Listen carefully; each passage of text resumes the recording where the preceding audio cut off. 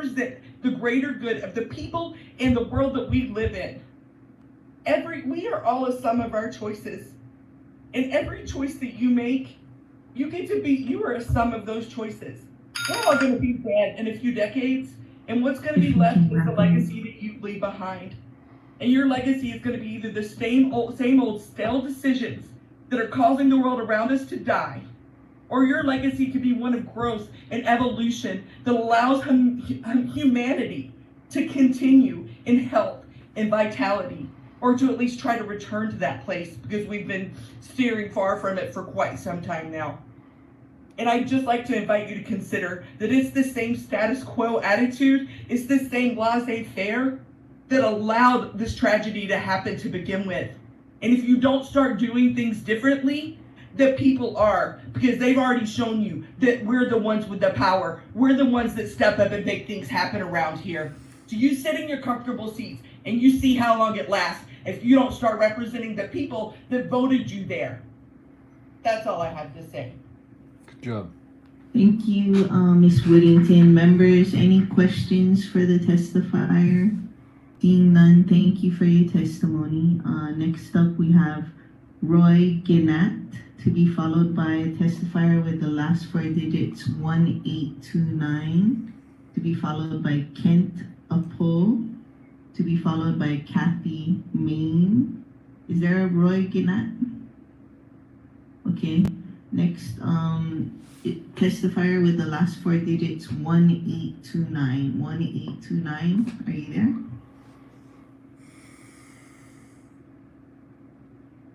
Is there a Kent Apo? Is there a Kathy Main? Is there a Jeff?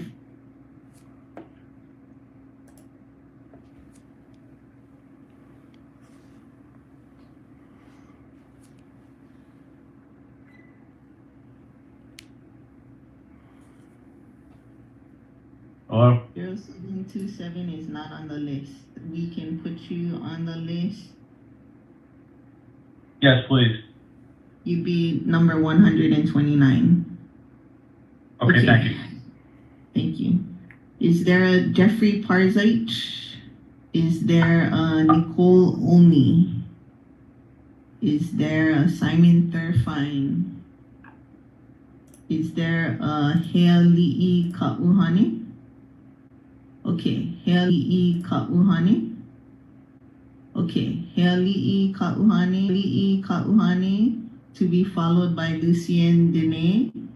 To be followed by Lucien Dene. To be followed by Tristan Fleming Nazara, who asked to be put back on the list.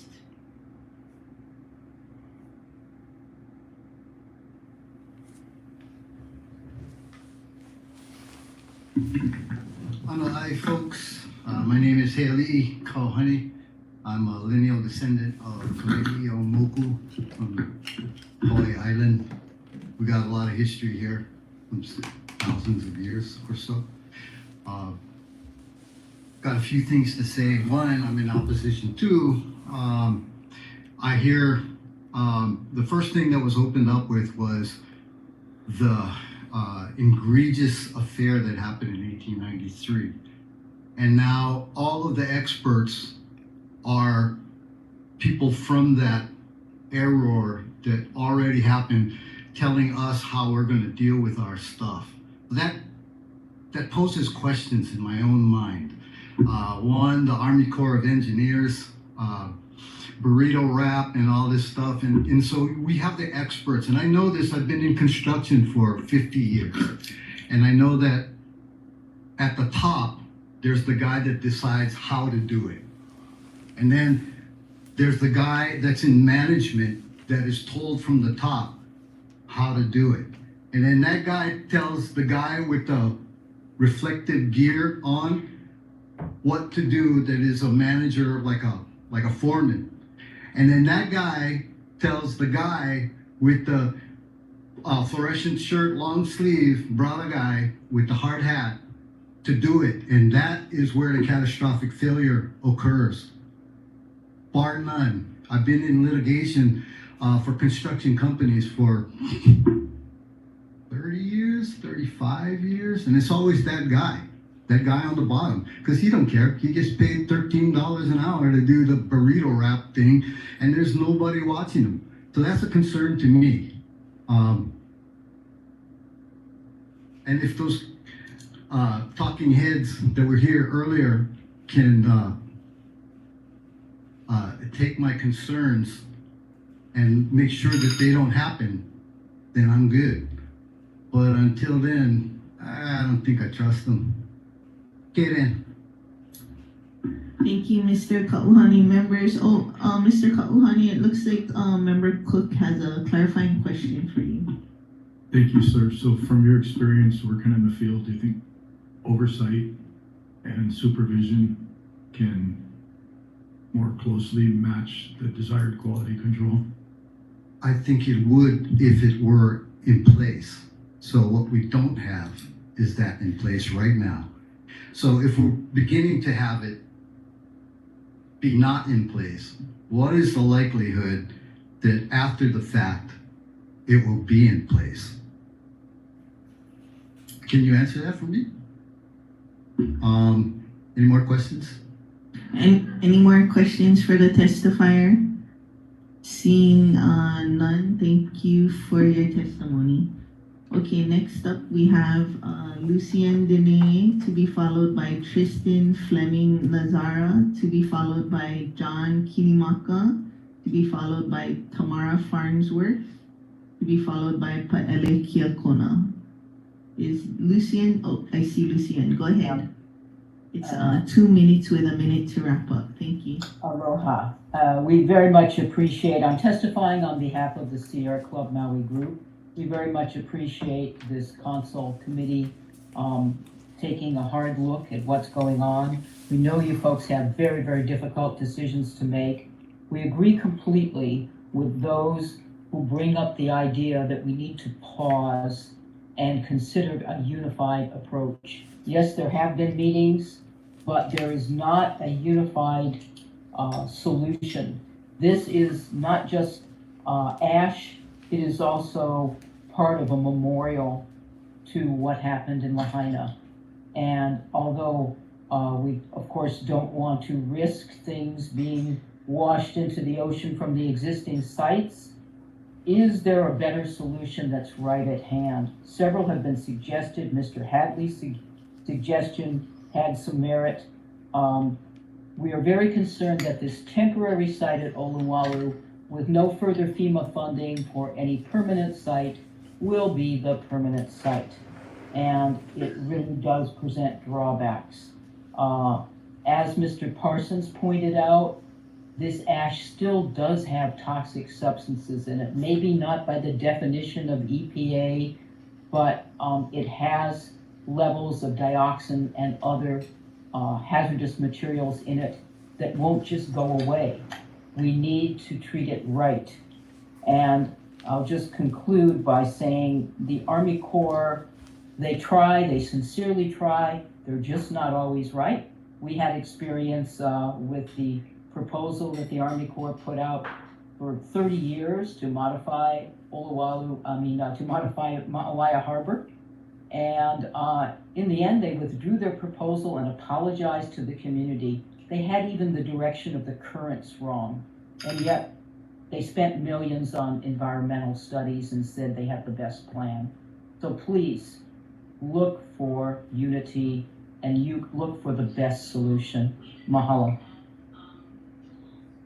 Thank you, members. Any questions for the testifier? Seeing none, thank you for your testimony. Next up, we have Tristan Fleming Nazara, to be followed by John Kinimaka, to be followed by Tamara Farnsworth, and then Paele Kiakona. Is there a Tristan Fleming Nazara? Aloha, I am Moana Kapele, speaking on behalf of Tristan Fleming Nazara. Thank you. Please proceed. Moana Kapele, speaking on behalf of Tristan Fleming Lazara. Yes, please. So the Queen's Treaty of Truce, signed on January 17, 1893, is not just a Hawaiian law. It is a law of the United States, as Article 6 in our U.S. Constitution states that all treaties made or to be made is supreme law of the land, equal to the U.S. Constitution. So all these acts that are happening, that are U.S. government, state government, county government are pushing forward, they really are acts of hostility, as Monica Pele noticed. And since the law of war has been invoked in 1893 and continues to be invoked today, this is truly a Department of State issue, as it is an international issue between two nation states, and this work must be halted until this enveloping issue is dealt with. So the State Department needs to be U.S. Army, and we as both American citizens as well as descendants of Hawaiian nationals have every right to speak up, because this treaty is in place to halt all hostilities. These are acts of hostility. It is every American's duty, not just Hawaiian. It is not just a Hawaiian law. This treaty is also an American law. And it is every American's responsibility, including the council here on Maui County, to look into this and say, hey, wait a minute, what's going on here? And we need to have this dealt with before all this other work can happen. So this work must be halted in order for these issues to be dealt with first. Mahalo. Thank you, members. Any questions for the testifier? Seeing none, thank you for your testimony. Next up, we have John Kinimaka, to be followed by Tamara Farnsworth, to be followed by Pa'ele Kiakona. Is there John Kinimaka? Okay, Tamara Farnsworth, followed by Pa'ele Kiakona, followed by Angel Green, followed by Melissa Parent, then James Hengich. Go ahead, Ms. Farnsworth. Aloha mai kako. Chair, members of the committee, representatives of the agency, mayor, and everyone here. My name is Tamara Farnsworth. I'm testifying on my own behalf and not as a representative of any organization or my. I did work for the Department of Environmental Management for 10 years, 5 of those as the manager of the Division of Environmental Protection and Sustainability. I'm working with a conservation organization now focused in Oluwalu and Ukumehame, Ahupua'a. I'm not a landfill expert, but I did work for years alongside the Solid Waste Division in developing the composting sites within the Central Maui landfill. And I'm quite familiar with landfill engineering. I was also the chair of the county's 2022 and 23 integrated solid waste management plan update, and I received many years of training on disaster debris, even with Mr. Winge, management for the county. And so with this experience, I do understand the immense challenges before everyone in this chamber, and that you are all doing your very best to come to the right decisions right now. Ultimately, I'm very concerned about expedient removal of the ash and debris from Lahaina. And I am equally concerned about the disposal and ash of this debris in Oluwalu, of course, because they both pose great risk of harm to the environment and our people. And there are many items I have mana'o on, but today I'm going to share 2 proposals that I am not sure, I don't believe have been brought up today. These are about an alternative site near the Central Maui landfill. Central Maui landfill for final disposition and bioremediation to mitigate toxicity of Lahaina's ash and soils. I am, and DEM is aware of a parcel that was previously permitted to be landfill, meaning it has already gone through an EA or an EIS process. It is not currently owned by the county, and it is adjacent to the current landfill at Central Maui. This parcel is currently owned by a private entity, and I would like to request that the county explore taking possession of this parcel as a final disposition site for Lahaina's ash and debris instead of the final disposition site in Oluwalu. I would implore the landowner and partners to consider selling this land at market value or an amount acceptable to all parties. And I'm asking this landowner and their partners to do this as a gift and as their kuleana to the Maui Lahaina community. Please sell that land to the county right away. And if this is not possible or feasible, I would ask that the Department of Environmental Management, the mayor, and the county council move towards eminent domain of this parcel. I view this as imperative. Thank you for your testimony. Members, are there any questions for the testifier? Chair Lee has a question for you. Hi, Ms. Farnsworth. I didn't realize that you left the county. But anyway, the parcel you referred to that's next to the current landfill, who owns that property? I would ask environmental management, but somebody named Costi, who is they're part of a waste organization. And I believe that there are also partners now working with them with the Gomes County. Okay, so you, this person owns, how big of a, property? How many acres? Perhaps environmental management could help with that answer. I don't know the acreage. Okay, but you did mention that this property was already, approvals were made by, I guess, the state and the federal My government. understanding is that, apologies. Okay, Go ahead, you may answer. My understanding is that it was previously permitted had a solid waste management permit from the Department of Health for a couple, at least 2 years, I believe, until it expired because the county did not own the land. oh, we had permits that expired. Is that what you said? Yes, and environmental management could help with details and the most accurate information on them. Okay, thank you. Thank you. Members, any further clarifying questions for Ms. Farnsworth? Member Rollins Fernandez? Mahalo, Chair. Aloha, Ms. Farnsworth. Mahalo, Mahalo. The parcel that you're referring to, is that one of the parcels that was in the presentation from Director Agawa?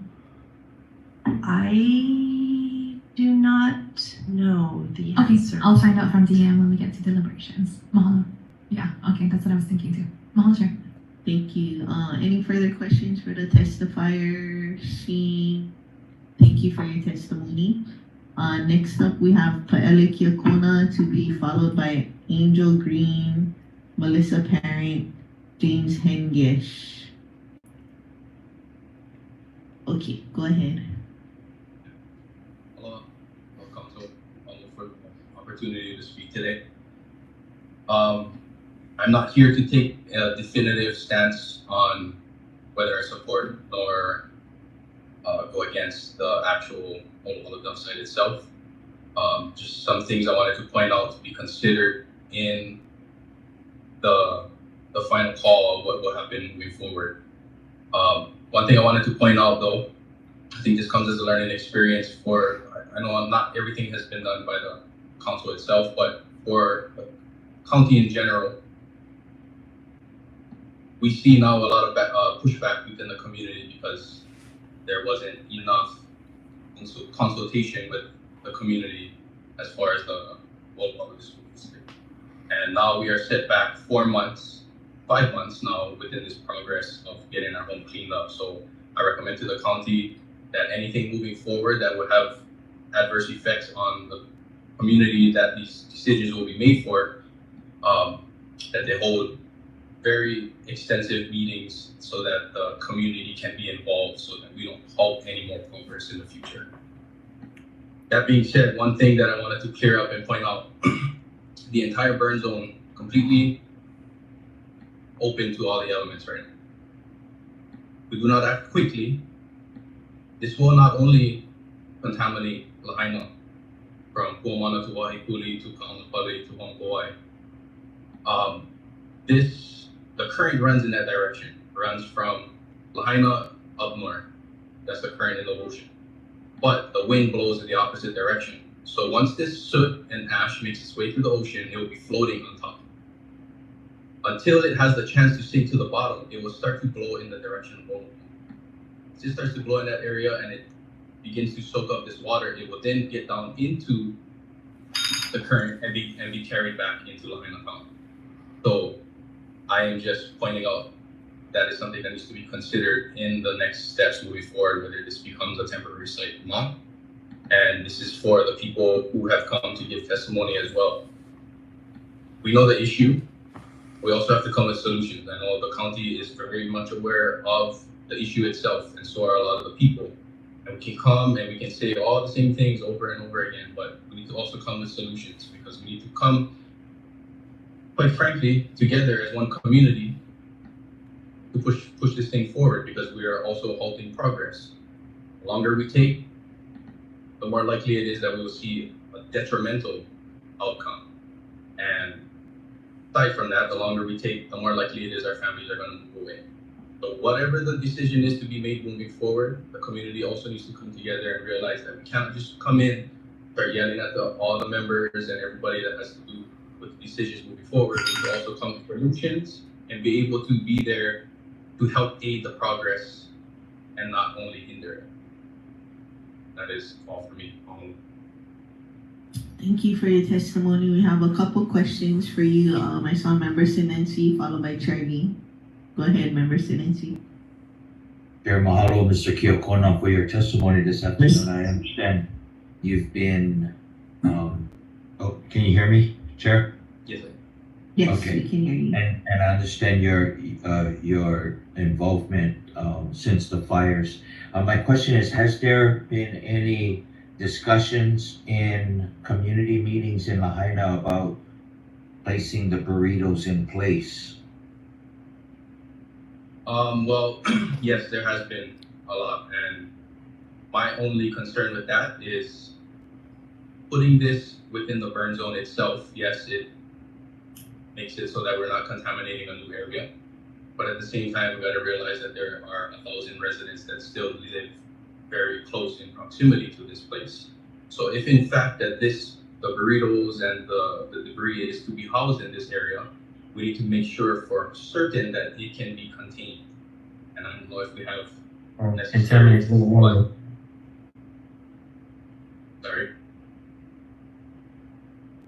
If somebody is unmuted besides Member Sinensi and Member Kiokona, please mute yourself. You might not be trying to be disruptive, but we can hear you and it's disrupting the dialogue. Go ahead.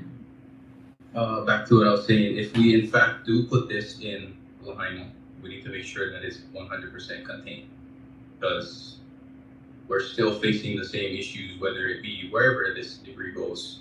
It is the likelihood of the elements taking it, and when the wind's blowing it around, the water taking it down to the ocean.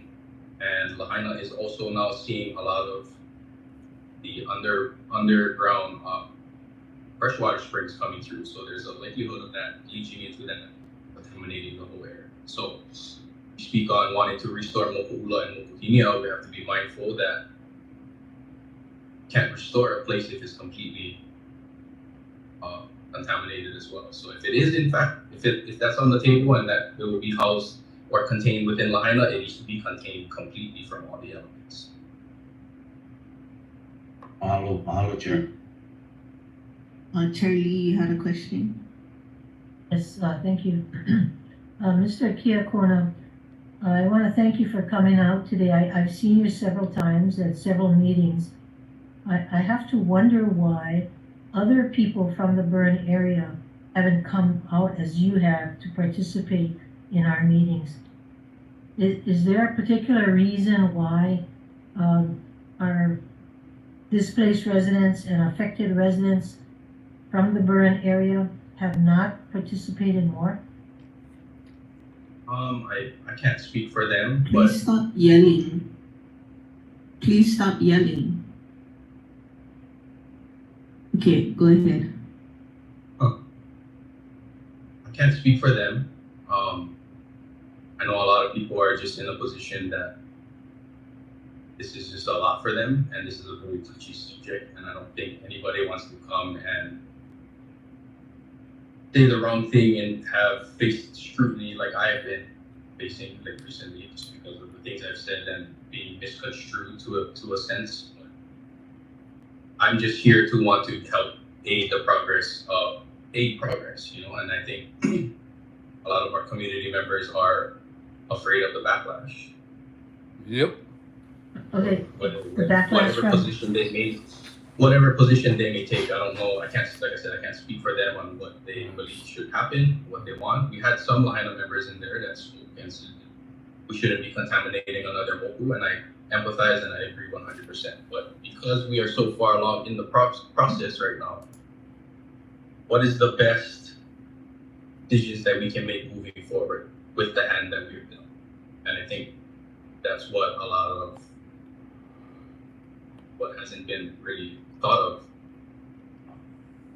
well, I appreciate your perspective because we're in that same position too. Trying to deal with the hand we were dealt, you know? In the right way. I do not envy any of you in the positions that you're in, because it is a difficult decision to make. And you know, there are potential solutions. I believe we should all come together and sit at the table, and if in fact the people don't want it there, and we halt the progress, then at least we have a chance to sit down and come up with a solution and they can be happy with. Thank you so much. Thank you, Chair. Thank you. I saw Member Sugimura had her hand up. Go ahead, Member Sugimura. Very much for speaking up and sharing your thoughts. Really appreciate it. First question from Yuki. I agree, it's a challenging and important decision. And I wondered, with your connections within the community, have you heard of other sites as possible solutions, not only oahu, or how can your philosophy be applied elsewhere? Well, if I can definitely, with my team, try and put together something, you know, a survey or something to send out to the people for us to get more information on other solutions, on other alternatives, if that be the case, because we have a database of people that we can access. But, you know, I don't think nobody wants it. Like, nobody willingly wants it at all, I understand. But there are things that we all have to consider moving forward. I don't want it there. If it was in a perfect world, I want to put it on a ship and ship it off into outer space. But realistically, that is not an option. Looking at the options at hand, and I haven't heard any other alternatives other than keeping it within the burn zone that actually really made sense. For us to haul everything over to the Central Maui landfill will make this progress take exponentially longer, which I understand, and we want to do things correctly and the right way. Of course, we shouldn't be rushing to get something done. We got to do it correctly, but at the same time is of the essence. Definitely need to, whatever the decision is today, how can we move forward together, unified with this community? Thank you very much.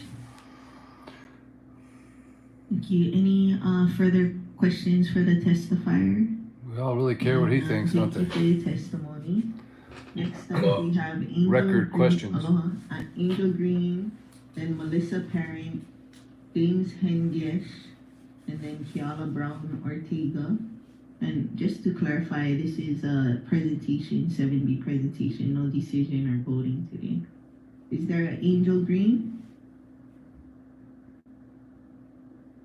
Is there a Melissa Parent? To be followed by James Hengesh, Kiala Brown Ortega, Jody Mountain, Junior Nakoro.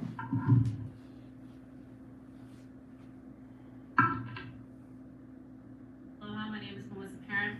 I'm here standing in opposition of dumping toxic waste at Oahu. An environmental scientist was kind enough to break down these suggested disposal. How that is supposed to be built out for toxic waste does not match any of the information that is being released by the county to the people. That alone is a red flag. Second, the county keeps giving the public conflicting information. They can't tell us what is temporary. Great, you're going to put all of this at a site temporarily. But to quote county officials, temporary can be anywhere from 6 years, 3 years, maybe a few months. We don't know. How are we supposed to support something without any sort of timeline, without any sort of transparency? Finally, there's too many questions without answers. We keep coming like, hey, we do want to support you. We do want to move on with our lives. We do want to rebuild. But if you can't give us clear, concise answers, if you can't give us transparency, how are we supposed to trust you? We can't. And so you are going to reach more and more opposition along the way.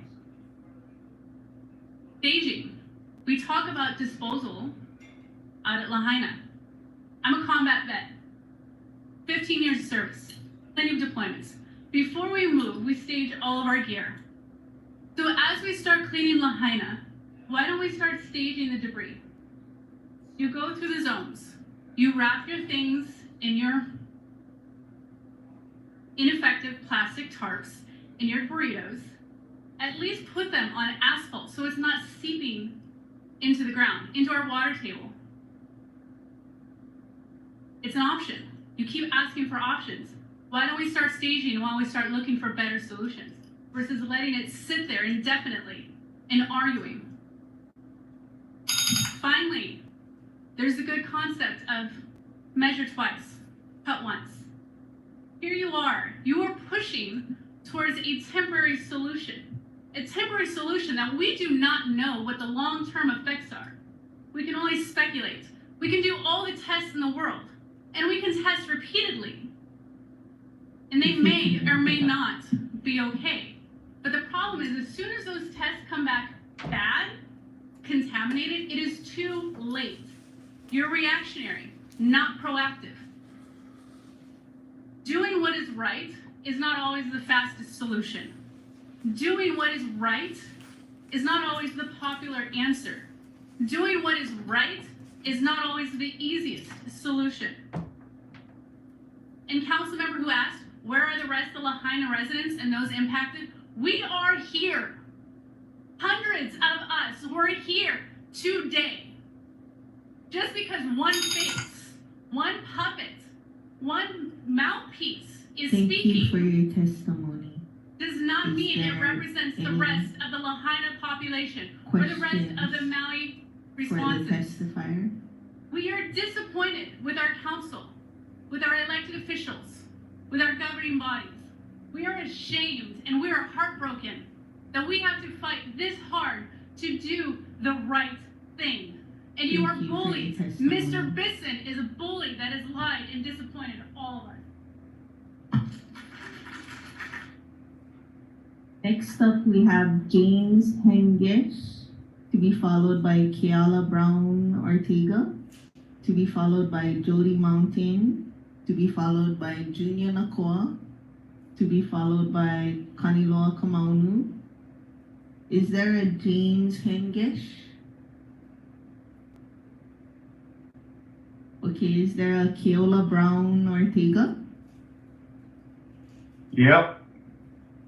Okay, it's your turn to testify. We got 2 minutes with a minute to wrap up. Yeah, I'll keep it short and sweet.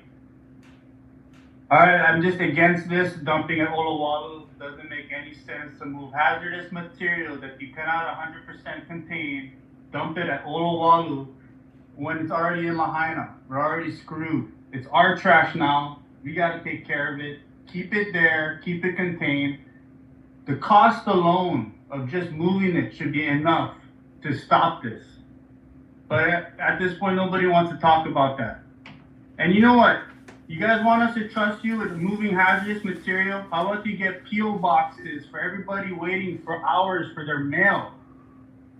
How about that? Just those simple things. You guys can't even do that. So there, I'm done. Don't dump it at Olowalu. It doesn't belong there. There you go. Thank you for your testimony. Amen Next to up, that. we have Jody Mountain, to be followed by Junior Nakua, to be followed by Kaniloa Kamaunu, to be followed by Kanamu Balinbin, to be followed by Catalyst. Go ahead. Aloha everyone, and thank you for.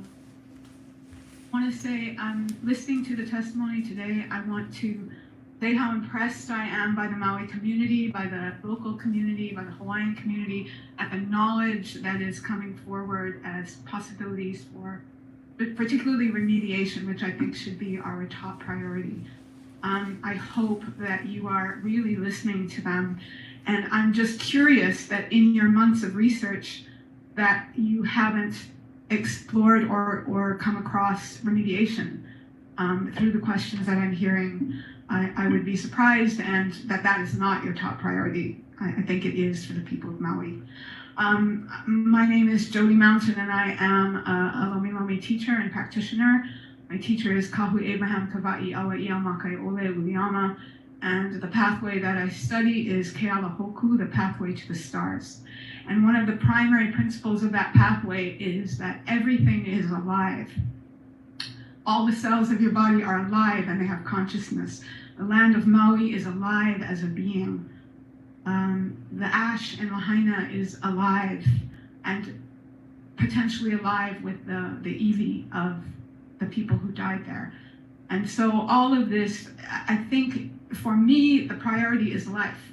The priority is life on this island, life in the bones, life in the ash, and how do we protect the rest of the life that is here for our children and grandchildren.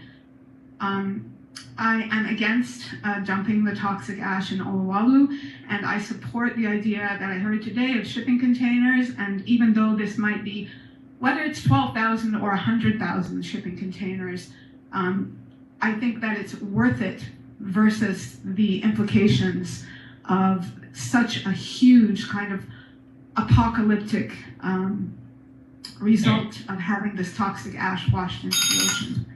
I want to say that whether it's 12,000 containers or 100,000 containers, that they will be one by one slowly being removed, because I would assume that the goal is to contain them and then to remediate one by one, little by little, that eventually, maybe it's 5 years, maybe it's 10 years, they won't be there anymore. So, yeah, I really hope that you guys are taking life to heart. Thank you for your testimony, members. Any questions for the testifier? Seeing none, thank you for your testimony. Next up, we have Junior Nakua, to be followed by Kaniloa Kamaunu, to be followed by Kanamu Balinbin, to be followed by Catalyst, to be followed by Mike Ewell, and the testifier with the last four digits, 2232. Junior Nakua, if you're available, it's your turn to testify. 2 minutes with 1 minute to wrap up. Yes, okay, Junior Nakua, how you guys doing? Happy freaking New Year. Okay, I'm gonna piss off plenty of people, but you know what? I do junior stuff, the junior way, Junior Nakua way. But, I'm gonna tell you guys this. You guys rushing this bugger. Yeah. I don't know what happened with the process, because just to build temporary homes, since I've been working on it since August 9th, you know how much permits, how much rhetoric is gotta go through Mayor Beeson's administration just to get one permit for a temporary home. So we get long-term temporary solution. Yeah? We gotta go to hell, back, all over the damn place. Yeah? You guys all know we're fishing for housing in Kanapali. Doing our catch nothing. Yeah? But, all of a sudden, you guys can go ahead and build a freaking big puka in Olowalu. Where are the permits? Where all this stuff? All the stuff that's gonna happen. All these educated people who gonna say that might happen, can happen. The engineering guy saying that if the thing leak, we're gonna go fix them. Yeah? Go ahead. Yeah, all kind of stuff. We'll go do this in Olowalu. No ruin Olowalu like Lahaina got ruined. Yeah, I'm mad right now. I say piss off. Okay? Bottom line is, you get the stupid mayor, the stupid governor, the stupid government will open up Lahaina too damn fast, now we're leasing, yeah? But when asked for so much permits for going to build these typical homes, so we can handle our residents, displaced residents, you gotta say, well, like, hurry up and go build. Even the one project I heard, you gotta like build, make one concrete thing, in Lahaina. How long that gonna take? 3 years for build? Yeah? But you gotta like hurry up and go do this damn crap that we gonna suffer with our kids. The mayor will run on his grandkids' lives. For his grandkids. I don't know one yet, but my daughter's gonna give me one, but that's why I gotta wait. Yeah? But we gotta think about that, gang. Yeah, wake the heck up. Yeah? If you guys like get this, you guys like hurry up build. That's what get the temporary homes, long-term temporary homes take care of. Now the governor like come what? Lahaina doing March. He got invited, but us Lahaina people never get invited. The canoe clubs now we get invited. Heck, you guys both. Stop taking pictures. Get to the real fact, guys. They're not listening to us, the Lahaina people. They're tired. Oh, you're tired. And you know what? You guys should have a meeting. You guys should have a meeting with all these education people in Lahaina. Have them go ahead and educate us. Oh yeah, shoot. So sorry, my bad. Any questions for the testifier members? Seeing none, thank you for your testimony. Next up, we have Kaniloa Kamaunu, to be followed by Kanamu Balinvin, to be followed by Catalyst. Kaniloa, are you available? Yes. Please proceed. Okay. Ole makai kio to everyone. Again, very touchy subject. So, I, Kaniloa Kamaunu, come in front of you as a Kanaka Mole, who is sovereign subject of Hawaii by Aina, with all rights and privileges vested via 1839 Bill of Rights intact. I do not testify as a native Hawaiian as described by 25 U.S. Code 2909, which undermines my vested rights and privileges. My question is, as an heir and subject of Hawaii by Aina, I demand to know which governmental entity will be responsible when these things go wrong. Will it be the federal government, state of Hawaii, or Maui County? This whole incident has been so discombobulated, though it's stated that the governmental bodies are working together. There is no cohesiveness. This needs to be addressed because I've been in contact with FEMA. And being a non-resident of the area, I was surprised that they were asking my thoughts on this process. And so I thought they were handling it. And then I get this, that we're having this meeting today. So I wrote to them and told them what my concerns were. And the thing that I didn't like, and what's not mentioned here, is that already SHPD, State Historic Preservation, has put in their opinions on the fact of historical sites. And also OAHU has been consulted. These are on the 106 processes, and they've made their recommendations. And I think this is the reason for what is happening with the work going on in Oahu. So I'm kind of disgruntled because where is the cohesiveness between the governmental bodies? Is it a separate acts? I don't understand why the 106 process hasn't been brought to everyone. This needs to be clarified. Who's actually being responsible, or is each and every one have a different position and part of the process? Who do we hold responsible for what then? I think that needs to be clarified. On what degrees does each governmental body implement their authority or so-called authority, and then that way we know which ones is responsible for what and how we perceive if there is actions that need to be taken, which one is responsible for those actions and those decisions. Because right now, as I see it, it's like separate entities working and not being cohesive and working together, which is, that's disheartening because I mean, there is no real plan. It's just being shot up in the air. And we're here today discussing what, man? Because FEMA made decisions and they're following through with their decisions. And so, because according to what they've told me, we're supposed to have another meeting. Anyway, just want to know what the clarity is and what position each governmental body has in this process. Thank you. Thank you. Members, any questions for the testifier? Seeing none, thank you for your testimony. Next up, Kanamu Balimbin. Kanamu, are you on the call? Yes, I'm here. I'm here down at Esterns at our hub down here. I frequent the Oluwalu dump pretty much every other day to take our rubbish and our cardboard over here. And to me, it seems like you guys already made a decision on what's going to be done because of the construction and the rate of construction that's going on. And I don't think that the county, whoever's building it, is going to stop building it no matter what goes on. I can tell where this is going. People don't want to do it. Everybody's dealt a different hand. My main focus is that when it does go up there, because really there isn't really any discussion, that we use the technology that is offered by Ms. Brittany Zimmerman. I was fortunate enough to speak with her, and what their process is seems like the safest way to turn it back to organic material. So, the main thing is when you guys do this project, I don't know how you guys can keep it best as to not. I'm hearing that there's no way that you can keep it contained 100% or however. But just be really diligent in the protecting of the reefs as best as you can, and use the technology that's out there. Please come to that meeting on January 10th. That's all I really got to say.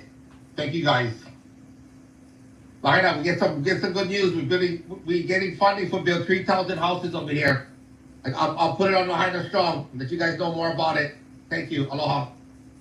Thank you. Any questions for the testifier? I'll be here on the 10th because I'm chairing that meeting as well. Awesome. But, thank you. Thank you. Okay. Awesome. All Thank right. you. Aloha. Next up, is there a catalyst on Blue Jeans? It's your turn to testify, and that person will be followed by Mike Ewald, also on Blue Jeans. Okay, that's me. Mahalo for having us. So my name is Mike Ewald. I'm the founder of Energy Justice Network and an advisor to Kakula Na'aina. And I wanted to start by pointing out the difference between toxic and hazardous. The word toxic does not have a legal meaning like the word hazardous does. And so a lot of times, if there's a test done to see if it qualifies as hazardous under EPA's legal definition, it's possible that something like the ash could fall short, especially because some of the tests they're using, I saw test results for some of the ash showing that they're using a leaching process, which doesn't test what's actually in the ash, but what leaches out under certain conditions in the lab, which does not really pick up everything, especially if people might inhale or ingest some of that ash instead of waiting for rainwater to leach it into the groundwater. So if it doesn't test hazardous, that does not mean it's non-toxic, and it doesn't mean it's not hazardous in the normal sense of the use of the word. It just means that EPA's definition is not being met. So I hope that helps with that understanding. I would also point out that bioremediation does not fundamentally help with toxic metals. It can help with petroleum hydrocarbons very well, with some other chemicals, but metals are elements. They cannot be broken down. Maybe they can be made into a form that doesn't leach as readily, but largely that's not a solution that's going to help us with toxic metals. But the main thing that I'm concerned about, I'm hearing a lot of promotion, including the last speaker, about pyrolysis, biochar, gasification, these related technologies that EPA decided just in the past year they will still consider and define and regulate as being incinerators. And I know they don't like that word because they argue to death that they're different from incinerators, but they're still defined and regulated that way and are similar enough that they have a lot of the same problems. accept the fact that they're more expensive and tend not to work. A lot of companies, including all the ones that are pouncing on you right now, and some from like New Zealand that's presenting next week, that are running around the country trying to get their little biochar pyrolysis plants set up, and yet most of the time they make these outrageous claims that cannot be met. They end up sucking up some tax money in consulting fees or something, or subsidies, and then end up not building anything, or fail for technical or financial reasons, or both. That's the history of this industry. Communities compete to keep this technology out, not to get it. And so I'd encourage you, especially since you're inviting someone as controversial as Brittany Zimmerman on your meeting next week, to create equal time for some of us who can present the other side of the issue, so you don't waste time that you really can't afford to waste on pursuing biochar pyrolysis gasification type of false solutions, which only increase the toxicity and spread things around more. They don't contain it and isolate it, which is the proper way to manage toxic materials. Thank you. Thank you, Mr. Ewall. If you're still available, there is a question for you from Council Chair Lee. Yes, I am still there. And we'd also love it if you would disclose if you are a lobbyist or not. Oh, am I a lobbyist? Generally, no. I'm a nonprofit leader. I've been working for over 30 years with grassroots community groups to help them beat back false solutions like trash incineration, waste to energy, as they like to call it, and other toxic industries, including landfills. So I have a lot of expertise in the area, but I'm not a paid lobbyist. I'm not working for any for-profit entity. Thank you. Go ahead, Charlie, with your question. I just wanted to check if you submitted your testimony in writing. No, I was just invited the past few hours to actually testify. I was not expecting to, but that's something that I can work on getting you more information. Well, we would appreciate it. Thank you. Thank you. Any further questions for the testifier? Seeing none, thank you. Oh, Councilmember Rollins Fernandez. Mahalo, Chair. Aloha, Mr. Ewall. Mahalo for your testimony. Are you comfortable sharing what organization you're with? Oh, yes, I did in my intro, but it was very quick. So I'm the founder of Energy Justice Network. We're a national organization. Been working also as an advisor to Kukua na Aina, and there's also a group called Hawaii's Clean Power Task Force. That's also about 1.5 years old, and I've been advising work. Mahalo. I remember you saying that in the beginning. Sorry about that. Mahalo for repeating it. Mahalo, Chair. Thank you. Any further questions for the testifier? Seeing none, thank you for your testimony. Oh, sorry, I missed. Member Cook has a question for you. Thank you, Chair. My clarifying question, could you share with the committee some of the past processes that you quoted, ones who were advocating different technologies and it didn't work, or there was challenges with it? Could you forward some of those for review for our committee information? Oh, absolutely. There's a long list. It's almost every time a company proposes this, it either never gets built or fails one way or another. So it's quite plenty of experience in history there, sure. So a further clarifying question, have there been, is this technology used to your knowledge successfully places? It depends on what you mean by successfully. So if successful is only defined by it didn't fail technically and financially, then there might be some that have limped along and made it. They're usually small, pilot scale projects that don't get very. They can't scale up. The industry knows this. That's one of the problems, is that they can't do anything at a really commercial scale successfully. But if your measure of success is one that involves not increasing toxicity or spreading toxicity around, then it's impossible for this technology to be successful, because it's fundamentally an incinerator-like technology, which takes materials and makes them more available to the biosystem, and that's not the objective of trying to contain hazardous materials. Thank you. I look forward to looking at some of the reports to compare. Thank you. Any further questions for the testifier? Seeing none, thank you. Oh, much money that guy's getting. Member Sugimura has a question for you, and if everyone else can mute besides Member Sugimura and Mr. Ewall, that'd be great. Thanks. Thank you, Mr. Ewald. So have you worked with federal government on your project? I'm not sure what you mean by my project. A federal contract with them? Do you have a federal contract or never have had any successes federal- with federal or state or have done Never. work here in Maui County? I'm not a technology provider. I'm not for profit. I'm in the nonprofit sector. So while I've worked in advocacy role and advisory role, sort of with EPA, working to. So you work with EPA. We can let EPA. We can ask EPA about your successes. I'm just trying to get some credibility. Right. So that would just not be the right direction to go because it's not something that's success measurable at EPA. We've been advocating for them to change some of their waste policies, but it's not like there's been a contract or anything like that. I'm not that kind of.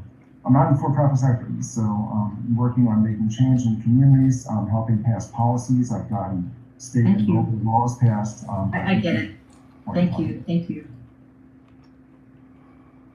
Thank you. Any further questions from the members for the testifier?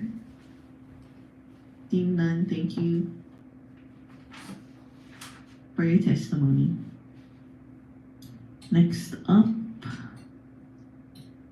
we got, let's see, Jen Audrey. Is Jen Audrey on the line? AWDRY. Followed by Erin Walco, then Tiff, then Hi, I'm Bruce. here. Is this Jen Audrey? Yes, hello, thank you. Okay, go ahead, 2 minutes with a minute to conclude. Go ahead, thank you. Thank you so much. I'm not sure if my video is working. Can you see me or you can hear me, yes? We can hear you. Your video is not working, but that's okay. You can proceed with just the audio. If you like, if the audio comes broken up, we might ask you to turn off the video so that we can hear the audio, but at this time we can hear you really good. Okay, great, thank you.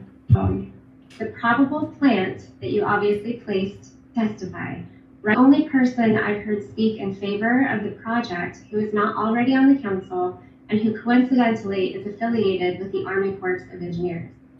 They are the least interesting person to listen to today. No offense to them if they are a real person operating under their own free will, not a programmed machine or paid to speak. Surprisingly, the response from your council members to that rambling was the most engaged they've been throughout this meeting. Your council members acted surprised that they claimed to have dealt with a similar situation. So true. I'm not sure that anyone has dealt with a situation like this before, besides perhaps the people in Paradise, California, and other similarly affected areas, along with all the minions from the military-industrial complex, which you appear to be a part of.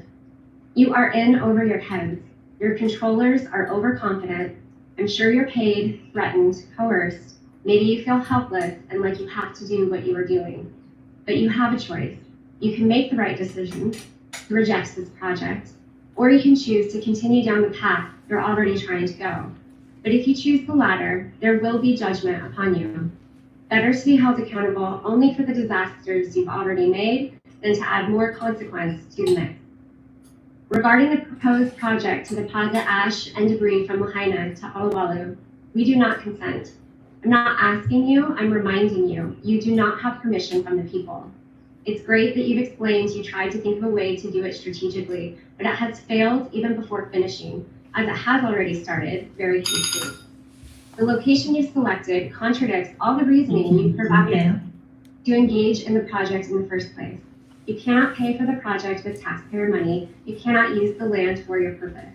We do not consent. We do not consent. The citizens of America, the people of Maui, do not consent. Stop the project, stop the runaround around the project, listen to the people. They've offered smarter and better solutions than what you've come up with. The world is watching you, and you will be held accountable. Also, treat the people with respect. Your job is to serve and protect the people, period. Stop distrusting them, stop making them fight. You've proven you cannot fulfill the responsibilities of your job, so you should not be allowed the opportunity to have it. Please resign. Is there a Tiff on the call? Hi. Go ahead. Hi, can you guys hear me? Yes, we can. Okay, aloha. My name is Tiffany Teruya, and I am multi-generational family. I come from a family of Lahaina. Oluwalu specifically. So in Oluwalu Village Road, my son's great-grandparents' house is right in the back of the store. So I never actually heard their name come up. The Ka'ahuis, they are from Oluwalu too. I did see your guys' testimony. Mahalo for that.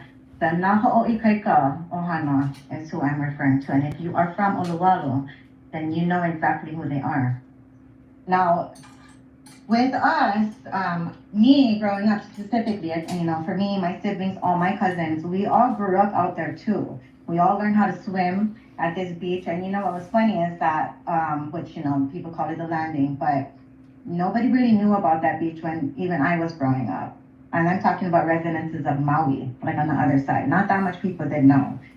And it was nice to grow up there because all the time when we would go down there, which was quite often, it was just our family mostly, and then people that we knew. Other than that, it's really sad to see how overrun it become. But you know, it's such a beautiful place to be able to say that we grew up there. And so the love that I have for this area in specific, this place, is like another home to like everybody in my family. So we can't, I am 100% opposed to any kind of toxic dump in that area or in Lahaina. I understand that there is no easy solution right now, but I am asking that you guys take your time, like, you know, add a little bit more time into finding one, because this is all rushed. Everything is rushed. Like Uncle Junior said, opening the West Maui was rushed. I mean, it is. I live here. I'm still under the Red Cross. We have to, you know, wait every 30 days to see if we're getting extended again, over and over and over again. And I can just speak for one of hundreds of us at this point. It's not okay.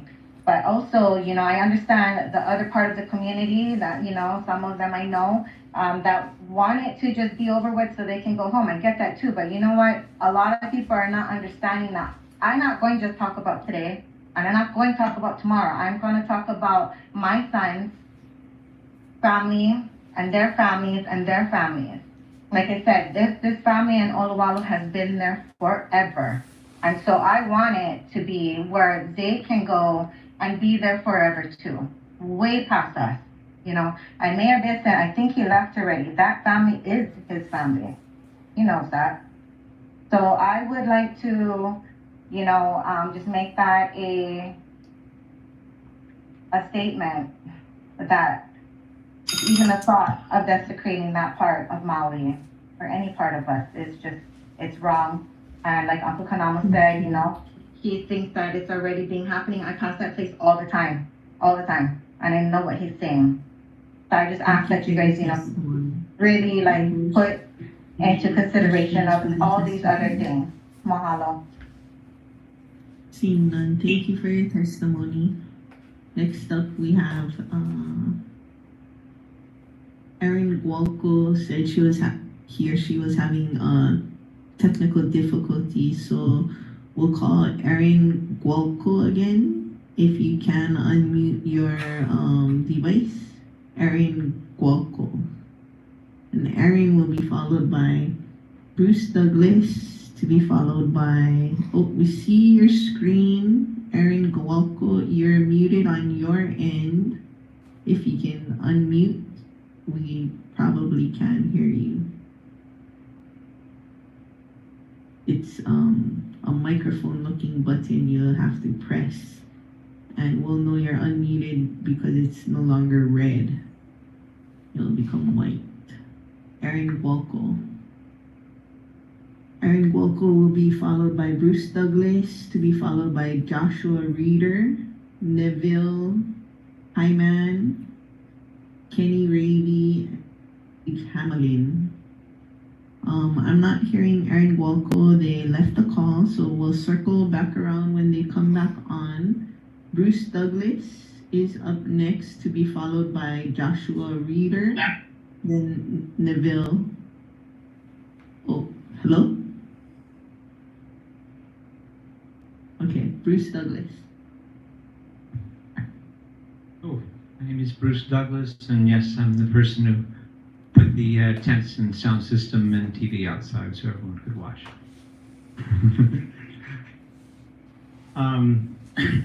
So I do not support putting a dump on top of porous cinder cone. However, if that's what's absolutely going to happen, my compromise would be number one, that the ash be separated from the soil. Put the ash in a concrete bunker someplace, because that's a minimal amount. 6 inches of soil is a lot of soil, but the ash is not that much. Separate that, put that someplace special, not in Uluwatu, and just put the soil in the ground there for our temporary storage thing. The other part is, like any real dump, just like out in Central Maui landfill, there's always a double layer. You have a bottom layer with the perf pipes and stuff in it, and a sand layer to get the leachate out. Then you put a buffer layer in between. You put a second one with perf pipes and leachate. The man from the Army Corps of Engineers says, well, that would make it look like a permanent site. Well, it might become a permanent site. Who knows how long it is, but a double layer of leachate would solve a lot of issues, because cinder cone we know is highly porous and all things eventually leak guaranteed. That's why you plan for it to leak, just like you have a drain pipe and a French drain in the bottom of a concrete wall. You put the sand there, you plan for it to leak, you grab the leachate, and then you deal with the leachate that comes out. So if we did a second layer on the top, that would give us a much higher probability of catching everything that would come through, and not put the toxic ash part, put that separately until we figure out how to deal with it. That's it. Thank you. Thank you. Members, any questions for the testifier? Seeing none, thank you for your testimony. Shocker. Next up, we have Joshua Reeder, to be followed by Neville Hyman, to be followed by Kenny Raby. Is there a Joshua Reeder? Is there a Neville Hyman? Oh, I see Neville. Go ahead. Yes, I'm here. With 1 minute to conclude. Go ahead. Sure. Well, my name's Nev Hyman. I'm calling in from Australia. I've been a surfer all my life. I love Maui. I'm heartbroken about what's happened. I have good friends with Eddie Garcia and others, a lot of professional surfers and things like that. I've spent the last 10 years developing technologies and also design around affordable housing, which is another story, another discussion that I am having with key people in Lahaina and Maui and in the US at the moment. My main interest in this is the group of companies that I have under my company called No More, NOMOR, do have solutions in relation to toxic waste disposal. The two main solutions, one is called SCRT. It's called a secondary combustion reactor technology, which is basically a system that does what the other technologies don't do. When I'm talking about incineration, which, as the gentleman before said, is a dirty word, it does take in the second combustion, it takes the burn rate up to 2,800 degrees Celsius. The elements remaining are minuscule. I am no expert in the field, but I have a lot of experts around me. And this particular technology fits in a 20 to 40 foot container, generates 1.5 megawatts of power locally. It's been operating here in Australia, in Brisbane, under strict control, and is, forgive me for saying this, just about to be commercialised. It has met all of the European emission standards. It's also met many of the test standards here in Australia to generate a result that is, I almost don't want you to say, quote me on this, but up to 98% of emissions that cause issues to our environment. The second part of the solution is an answer to fly ash, working closely with experts in toxic waste disposal out of Europe, who have a solution that turns fly ash into an inert or safe, shouldn't use the word inert, but a very safe material that then is mixed with a polymer, becomes a additive which can be used in building construction materials. I also have a solution in relation to NSW waste, 100% diversion of NSW from your landfill. That may not have the solution required for the toxic waste disposal, but in relation to long-term solutions, this is a perfect solution in relation to the offtake of these solutions is 33% of concrete blocks are removed, embodying carbon within that product. Key point is the SCRT technology, and I'm more than happy to share that information with you from a scientific point of view, not me. Thank you for your testimony. Members, any questions for the testifier? Seeing none. Wow. Oh, Member Cook has a question. All right, Cook. Chair, if we could ask the testifier to forward information to the committee so we would be more familiar with it. Thank you. Mr. Hyman, can you send your information to the committee? It's drip.committee@mauicounty.us. I would love to. Thank you very much. Thank you.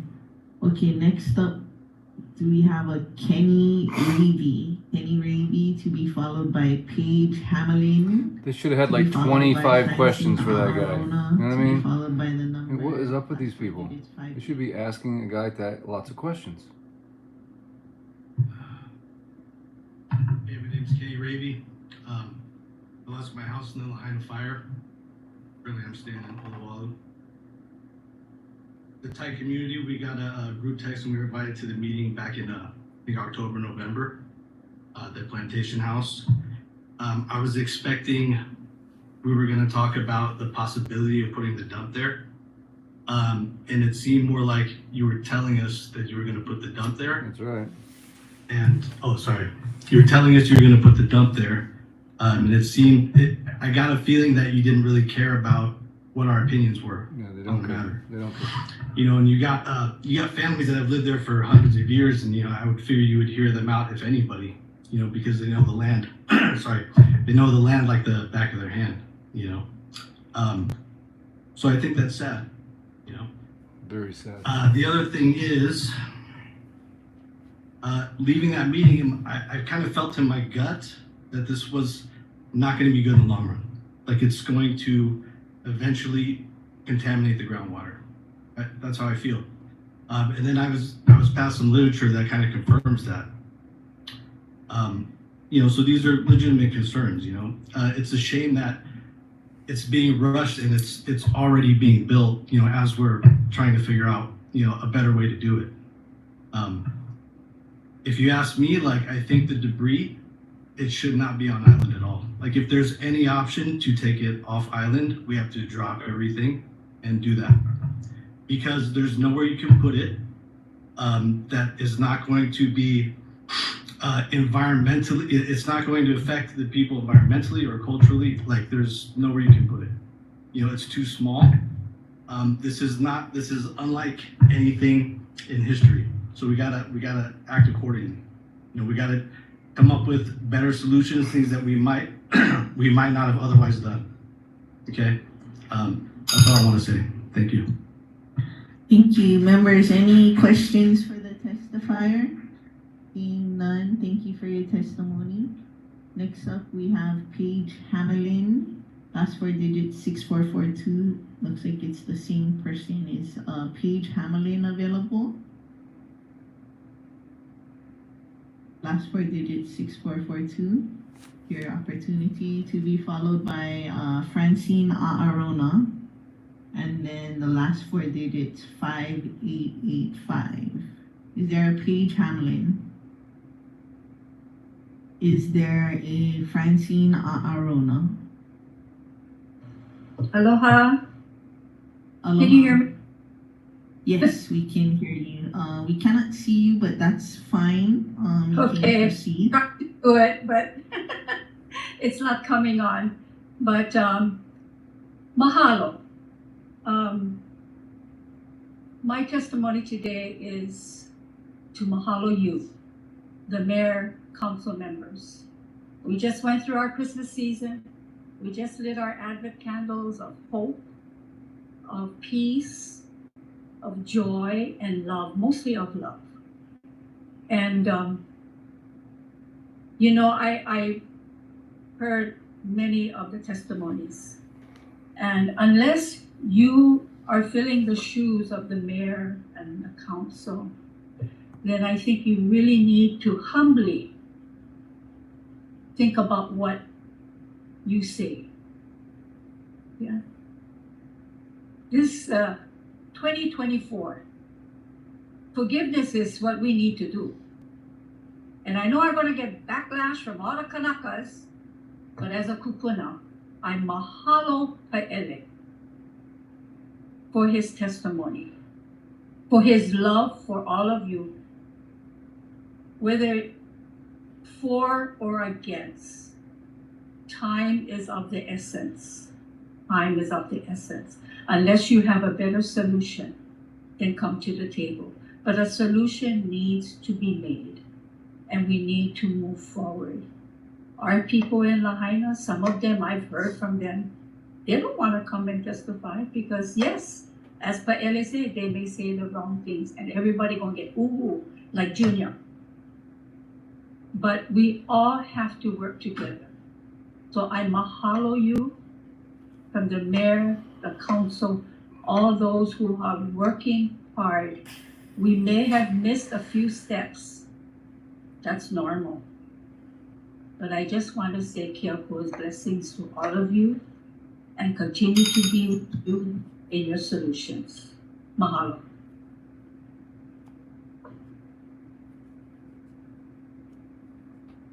Thank you, Auntie Mopsy.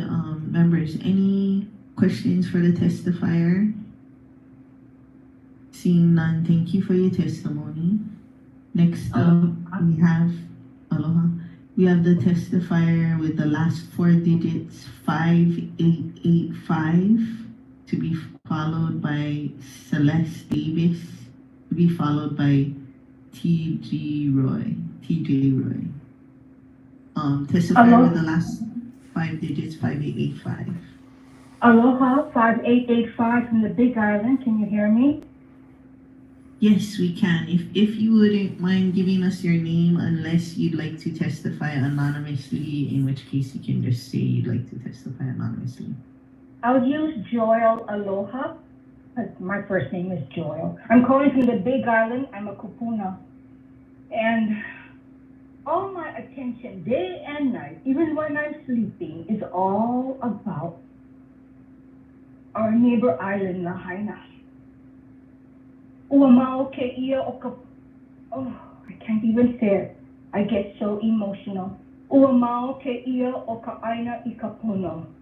To be forever free in the land of righteousness. Time goes by quick, so I'm going to get to my major point. Each and every political official that we have voted on, trusting that they were pono, every one of them have taken an oath and have a bond. I'm just learning about this. I'm a kupuna. But for all of you intelligent younger generation who are more qualified and more educated, please look into the oath and the bonds that they have. That's right. Because our officials who are holding political office have a bond, which is like an insurance policy. Yep. And when they misbehave, when they're pilau, when they're doing things that are contrary to pono, That's right. they can financially be held accountable. And they will be. And that's a Yeah, that's really funny. that we have as a people that we need to be educated on. Okay, that's a tool. And I would like to say that all of you intelligent people here that have remarkable expertise and science back, we need to listen to them, because the young woman from NASA who had that highly developed technological skill of converting the toxicity, the ash, into a pohaku, a rock that can be used for building, that is phenomenal. We cannot use our outdated old information as we look for solutions to this disaster, this massacre that came from a highly technological device because it melted metal and glass. That's way beyond the temperature of a regular forest fire. You ain't kidding. So let's be open and know that the decision makers will be held accountable because the people of Hawaii and the world, the light has been burning in their belly. And we are coming together to rise up our voices. I don't think that whoever's behind all of you, follow the money, can win this battle here. I think this one here is going to be a loss, and the people must win for our future generations, for my mo'opuna, and for the lani, the aina, and the vai, the law of the universe. Thank you so the much law for your of the testimony. land. Members, any Kono, questions for the and you will be held testifier? accountable. Seeing Let me none, guess. thank you No for your questions. testimony. No questions, huh? Next up, we have Celeste You think they'd ask Davis, about those bonds? to be followed How by that works? TJ Roy, to be followed by 0727. Aloha. Thank you for allowing all of us to speak today. I know it's been a very difficult few months for everyone on island and everyone who's working to find a solution to this unprecedented trauma. Personally, I would like to say that I am against putting the debris into Oluwalu. I do believe the site has been improperly prepared from what I have seen of what the materials are rated for, and that the winds I've experienced out there, if the materials we place there or anywhere else on island, it does need to be completely sealed. We have some of the most delicate and varied ecosystems on the planet, and there is really nowhere here that is isolated enough that we can leave unsealed materials out. With that being said, I did want to take a moment to mention the trauma everyone on this island has been through, and I believe not enough of that has been expressed in how we're moving forward with addressing the community and the council. Many community members, especially those most affected, are currently homeless or nearly homeless, having to check in every few days or a month to see if they are going to be homeless. They have lost their jobs. Many have had to move off island. They have lost their family members, and they are not in the position to be the ones reaching out, to be the ones keeping track of when meetings are happening and what's being discussed.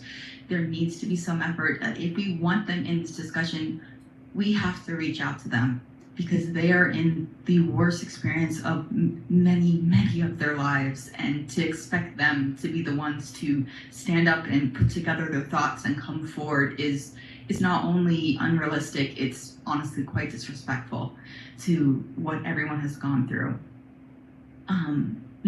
There's a natural reaction to this kind of experience to want to rush forward and to, as quickly as possible, reinstate a sense of normalcy and reestablish what once was. Unfortunately, that is not the reality in a devastating incident such as this. We cannot recreate Lahaina as it was, but I implore you all to take this opportunity to build something new, to take the best of the ancient sustainable methods of Hawaii and the amazing new sciences of modern technology, and move forward with a city that is not only representative of the past, but is prepared for the future.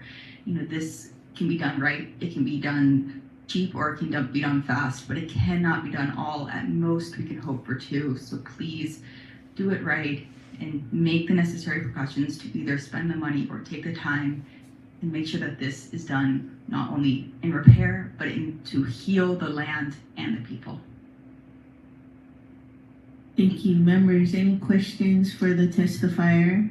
Seeing none, thank you for your testimony. Next up, we have TJ Roy, to be followed by the testifier with the last four digits, 0727.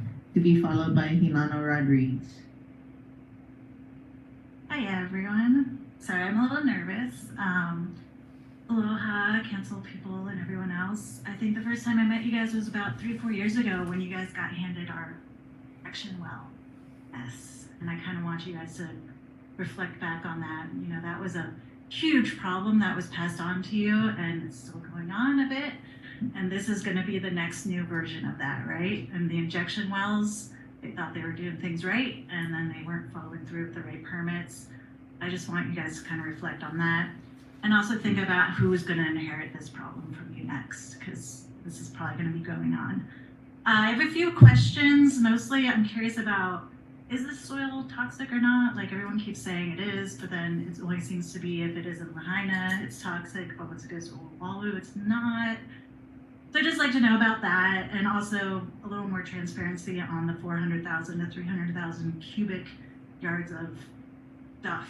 You know, how much of that is the stuff we have to take care of versus recycling?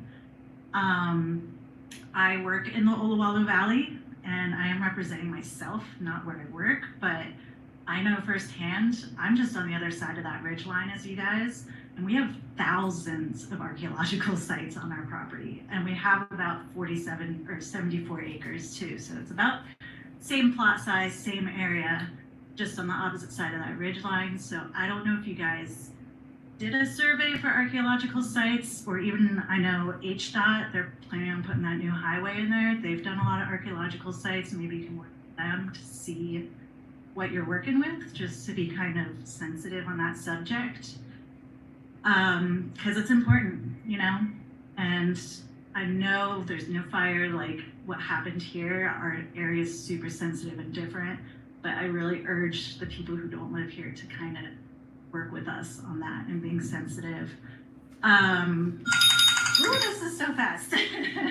I also know I've gone down to the aquifer. It's literally only 1,700, very tiny steps down from the soil into the aquifer. So like, I don't know if you guys have gone to that site, but you're gonna be building on top of that. And so if anything leaks, it's a real fast transport to that water. And I live up Kula, where a lot of water areas got poisoned by plantations. And if the west side aquifer gets poisoned, you're really screwing everyone over. Just putting that out there. Water's super sacred out here, and if it gets poisoned, we're gonna have to do stuff like Thailand did and have to either desalinize water or ship it in from somewhere else. And that's just shouldn't be an option out here. Shouldn't be, I just want to kind of ask Oscar, what are you gonna do when you take off those 6 inches of soil? Are you gonna replace it with other soil? Because I know we just got compost from Oahu, and now we have an invasive species problem that we did not have before. So if you're bringing in soil from somewhere else, you need to double check it. Thank you. Thank you. Members, any questions for the testifier? We have a question for you. Got a question, from, all right. Councilmember Uha James. Thank you. Sorry to make you come back. No, can you clarify? I don't know if I heard you right. Did you say 1,700 steps to the aquifer? 700. Sorry, 700. Okay. Less than 2,000. Yeah. Okay. Thank you. Yeah. Thank you, Chair. Anything else? Thank you. Any further questions for the testifier? I bet the council members haven't even been to the site to know that. Next up, we have the testifier with the last 4 digits, 0727. 0727. To be followed by Hinano Rodriguez. To be followed by Mark Dicos, and then Rita Ryan, then Robin Knox, then the testifier with the last 4 digits, 7791 and 5858. Is there a 0727 on the call? Yeah, can you hear me? Yes, we can hear Hello? you. How you doing? Yes. I'm calling from Long Island, New York, and I'm just calling to, I don't really have a say in anything as far as Maui's concerned, but as far as Maui's, I look at it like part of America. This is my backyard too, so I think I'm in opposition to everything that's going on as far as trying to put this toxic garbage in a secret site. We're in Long Island, we're very familiar with 9/11. Got to experience that firsthand. Also, not too far away, not that long ago, we got to see what happened in East Palestine, Ohio. So these anomalies keep happening. And I mean, can't be that coincidental, but they keep happening, right? Now this is happening. It's going to cause cancer rates to spike. It's going to cause a lot of problems for people. And it's just a kick in the ass. Excuse me, it's a kick in the rear end to everybody that lives there. Their ancestors. It's a horrible thing. And everybody should be in an uproar about this. So I just wanted to say I oppose what's going on there. I hope you guys, reverse these machines you got there, because I mean it doesn't take a rocket scientist to figure out you already started the process, and just listen to the people for once. Thank you for your time. Thank you. Did you mention your name, or did you wish to testify anonymously? My name is Scott. Last name is Woodrow. Scott Woodrow. Okay, thank you. Right. Members, any clarifying questions for the testifier? Seeing none, thank you for your testimony. Next up, we have Hinano Rodriguez, to be followed by Mark Dicos, to be followed by Rita Ryan, to be followed by Robin Knox. All right, Hinano, here we go. Yes, sir. I feel like those syndicated movies you watch at 2:30 in the morning. Anyway, Hinano Rodriguez ko inoa, no oloala maiau, no oloala mai ko mau puna. I'm Hinano Rodriguez. I'm from Olowalu. I live in Olowalu. My ancestors are from Olowalu, and I'm still there. When we were in 9th grade, they taught us that we have a government, all the people, by the people, and for the people. We also taught that there are 3 forms of a democratic government: the executive branch, the legislative branch, and the judicial branch. We're also taught to tell the truth, whole truth, and nothing but the truth. I just want to say thank you to all of you, because it is you, the legislative branch, that has given us the opportunity to show up today. I like the way your votes went back in December, because I knew exactly what was being done. You're trying to find a way to provide for the people to speak, the people to petition the government, the people to peaceably assemble. That's exactly what you did. I'm going to end what I have to say on a more personal note. My dad was born in Lahaina. My dad lived right next to that school, the private school they burned to the ground. And I remember that very well, because my dad said that when lunchtime at the school, they would walk through a gate and they would be right in their yard, just walking to the gate. And he would say that they didn't have food to eat for lunch. So after lunch, when all the kids came back to school, my dad and his siblings would believe they had eaten lunch, but they didn't have lunch. Now, my dad was born in 1928. He died in 2014. He died in Olowalu. Why did he die in Olowalu? Because my mom is from Olowalu. My mom was born in 1929 and died in 2022. Before my mom passed away, she asked to see all her children. And she told us this 7 days before she died. She said, "This land is never to be sold. The ocean is going to claim my land, but this land is never to be sold." I dread the day that I'm going to have to go. They're buried at the Olowalu Church. I live at the Olowalu Church. Their grave is within 50 feet of my back door. I dread the day will come when I will go to their grave and say, the ocean didn't claim your land, the toxic material did. Thank you. Thank you, Mr. Rodriguez. Members, any questions for the testifier? We have a question from Councilmember Rollins Fernandez. Mahalo, Chair. All right, I guess this is not super clarifying. Aloha, Mr. Rodriguez. Mahalo for your testimony. We heard some testimony about the Heiau at Avalua. You want me to testify on that? I don't know if you'd be able to Yes. ask if Mr. Rodriguez could be a resource for the committee. If Any you have objection for Mr. Rodriguez being a resource for the committee? Mr. Rodriguez, are you available to stay while we have the deliberation? Sure. Okay, we'll take that up first in the deliberations so that hopefully we complete that by today and we don't have to take up more of your time. Okay. No objections, right? Okay. Thank you. Any further questions that are clarifying for Mr. Rodriguez? Seeing none, thank you. We'll talk to you again.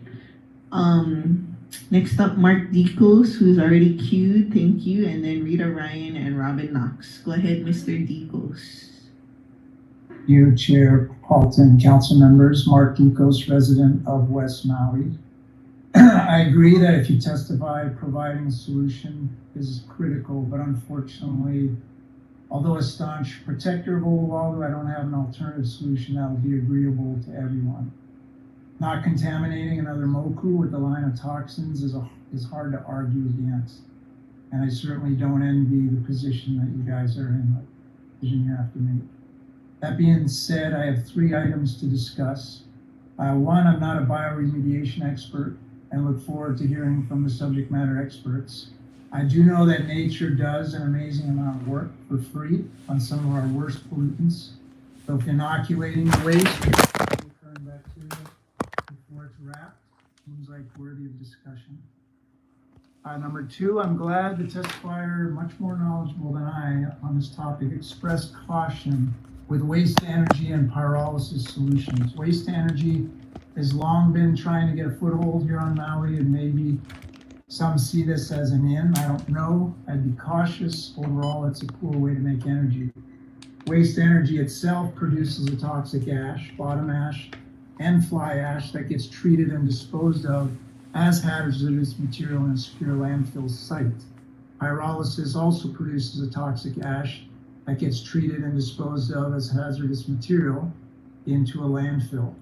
And can't be used as aggregate in concrete because it could leach toxins. So I'm a little confused how all this Lahaina toxic ash is to be converted to energy, but I'm not an expert. Hopefully your experts can clarify how that works. And lastly, third, deals with the rebuild. The existing toxins that we see in Lahaina come from materials we use to build our homes and our businesses. Many are building homes now with non-red list materials. These are materials not harmful to people or planet. But when we rush to rebuild, builders should be willing to provide their materials list so it can be vetted.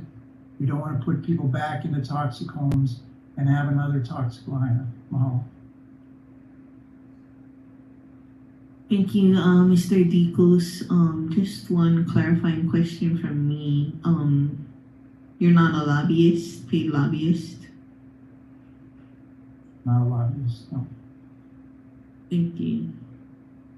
Any further questions for the testifier from anyone else, council members?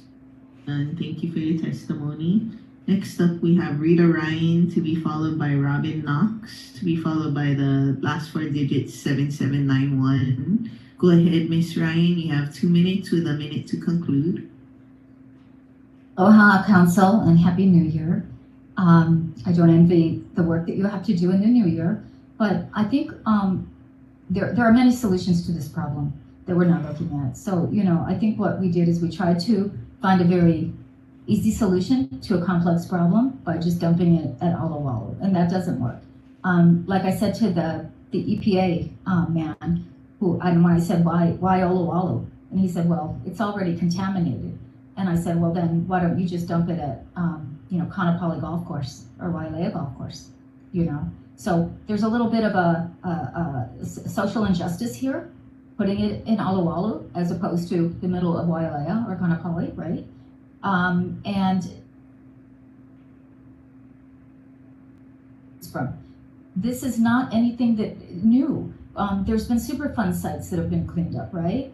There have been, there's precedent. You know, we saw what happened with 9/11. You know, they dumped it all out on Staten Island. It's literally called the Fresh Kills landfill, right? And the people there now complaining that they're all getting sick. So we know, we've got precedent. We know what's going to happen.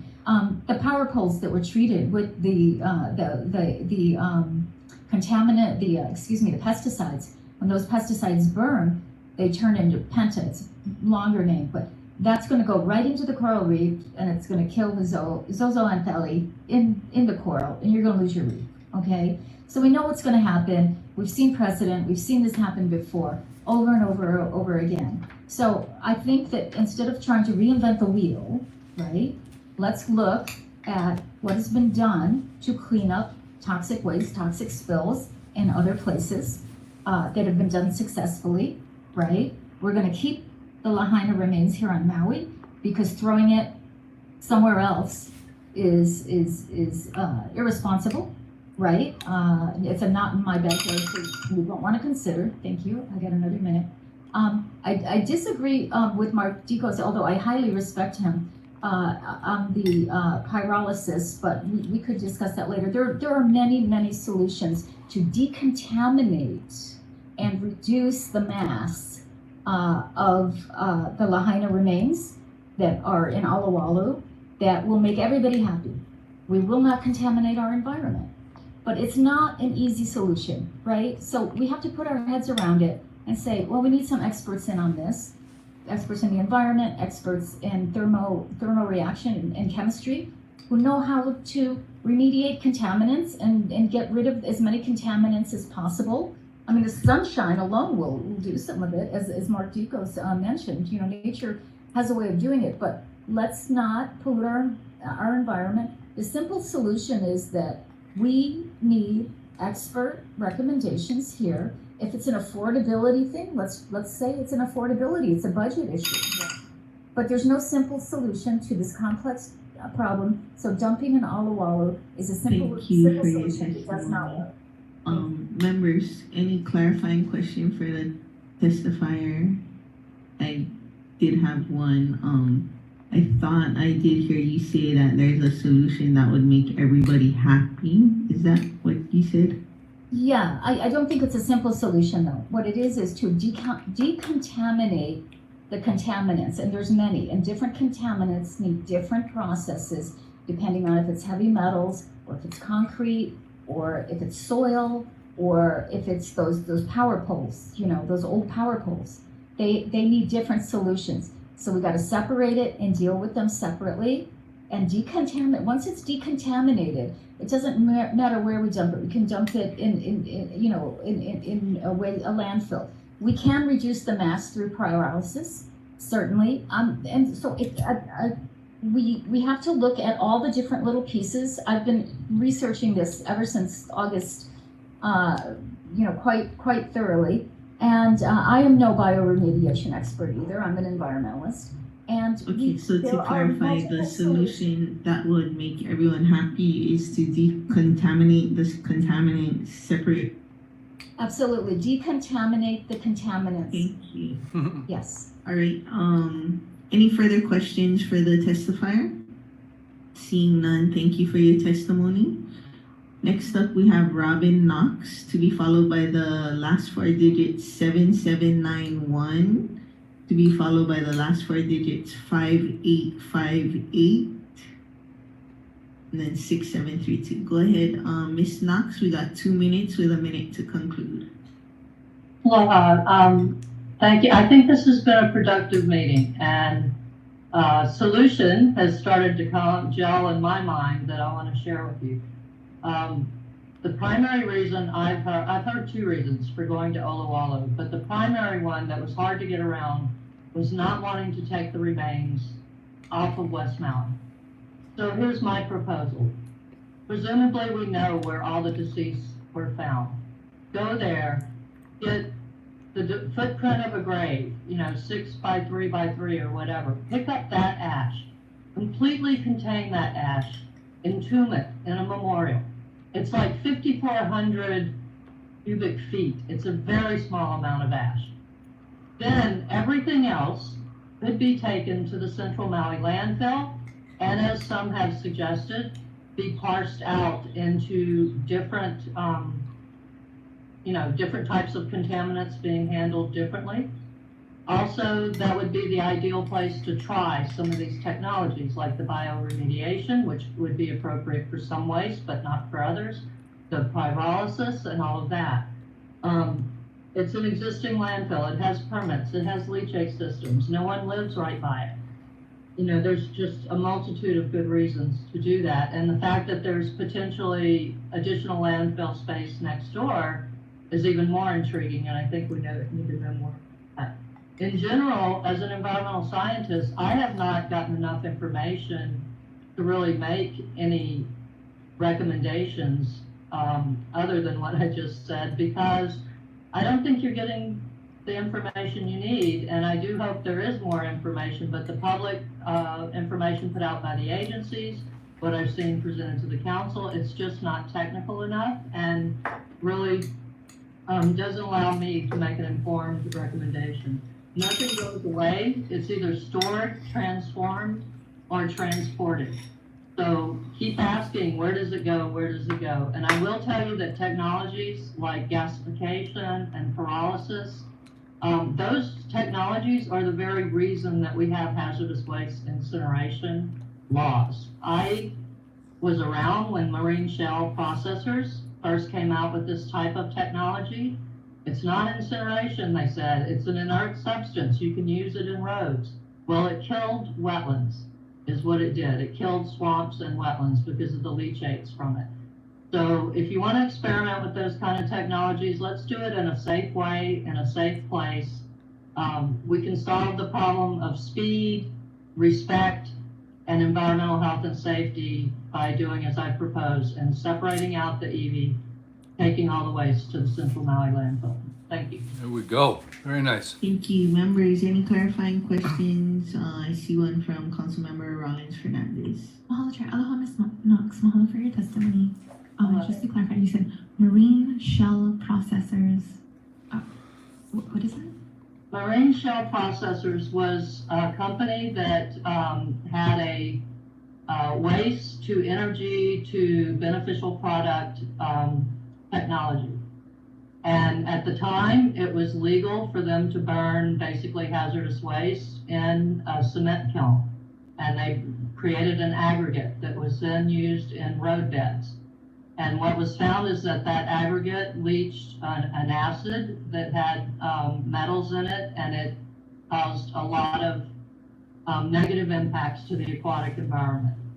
So I am very skeptical of those types of technologies, and it was mentioned to you earlier that they are regulated as incinerators. So I've seen Ms. Zimmerman's presentation, and I find it lacking in technical detail. It's very nice and slick and impressive, but I want more information, and I think you need more information. But really consider this idea of let's leave the remains of the deceased in Lahaina. Let's take the waste to the place where we can best handle waste, which is our Central Maui landfill. Mahalo, Ms. Knox. Mahalo, Chair. Thank you. Any further clarifying questions from the members? I had one when you said experiment with this technology. If they do have pilots of this technology in other jurisdictions, is that still considered experimental technology if they're doing it in other areas? Well, I think as what was alluded to earlier, that having a pilot and having a scaled up facility are two different things. And Mr. Ewell said they were not able to scale up these technologies successfully. But every waste is different, so I would want to look at the constituents of the waste from those other pilot plants. I think it would be good to look at that. And we may need to pilot whatever is considered here on Maui.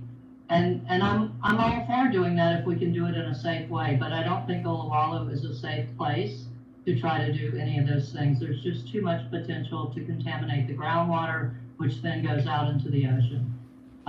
There's also severe environmental injustice when you take toxic waste from one community and you take it to a smaller community and deposit it there. Thank you. You know, I really strongly encourage you to look at the Central Maui landfill option again. It's very disrespectful. Thank you. Seeing no further requests for clarifying questions, thank you so much for your testimony. Next up, we have the testifier. Oh, it looks like Charlie had a question. Charlie, did you have a question? Yes, sorry to be late, but hi, Robin. Hi. So I found your testimony very interesting. What if we were in a position where we would have to take the debris to Oluwalu temporarily and then move it to, let's say, Central Maui landfill? I feel, as other people have expressed, that because we don't know the final deposition, that temporary could become permanent. And so that temporary would need to have all of the kind of fail-safes that our Central Maui landfill has, and that's not what's being proposed. And also, Oluwalu is just so much more sensitive site than Central Maui is. Central Maui is further from the ocean, and again, you know, not near a population, and has. Okay, so Robin, because we don't have much time, so you wouldn't be concerned about Lahaina town being exposed to all the toxins in the meantime? I'm concerned about them being exposed, and that's why I said this could be both expedient and sensitive. So, you know, yeah, it may take a few more trucks, but if you're putting it there temporarily and you can't say when you're going to move it, and you can't secure that it's going to not leak into the groundwater, that's really not a viable solution. That's presuming that you're going to leave it there much too long. But if it were a set amount of time, that could be a consideration to you. I would really want to see the numbers before I would come down on that one way or the other, but I would like to see serious inquiry into my proposal. Thank you. I'm very concerned about Oluwalu. Thank you. Thank you, Chair. Member Sinanci has a question as well. Thank you, Charlie. Thank you, Chair. And aloha, Robin. Just following up on Chair Lee's question about Oluwalu as a temporary site. I believe Bill 120 allowed it for a year to be there. Is that you're still not concerned about that site just for a year? As a temporary site?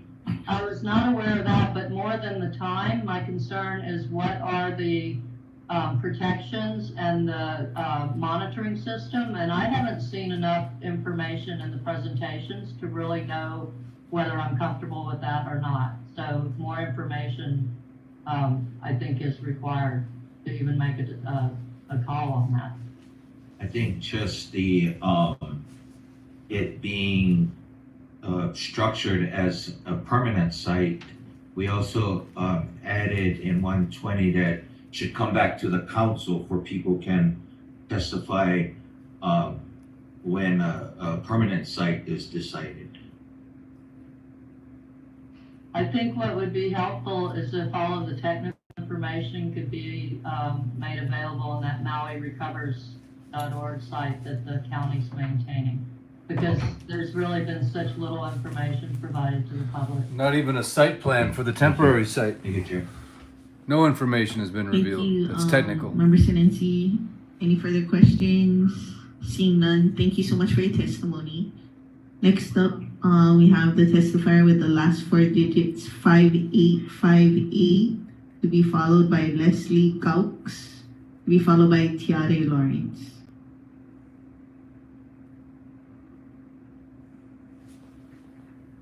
Testifier with the last four digits, 5858.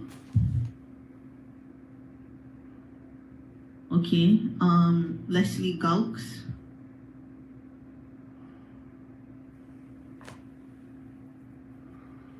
Aloha.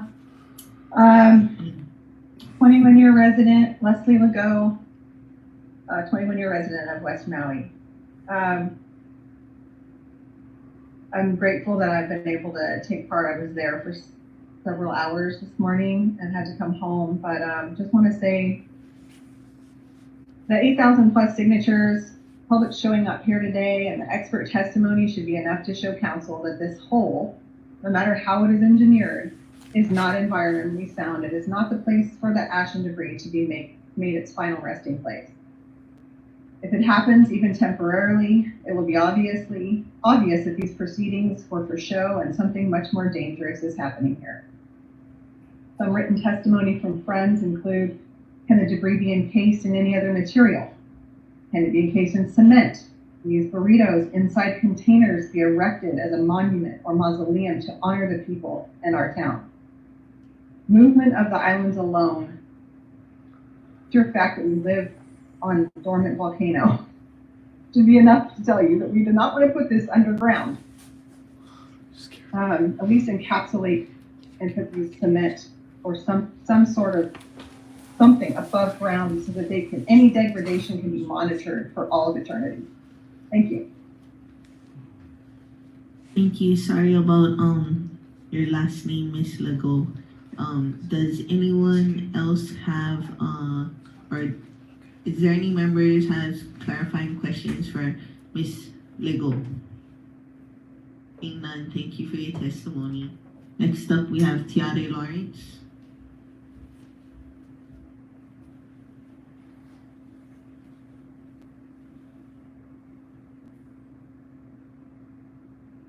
Tiare Lawrence to be followed by Yayoi Hara. We can see you, but we cannot hear you. Aloha. Tiare. Oh, now we can. Hi, can you hear me now? Yes. Hello? We can hear you. Aloha council members. I know it's been a long day. I've been trying to tune in while I've been at work today, and I just felt like this was such an important issue.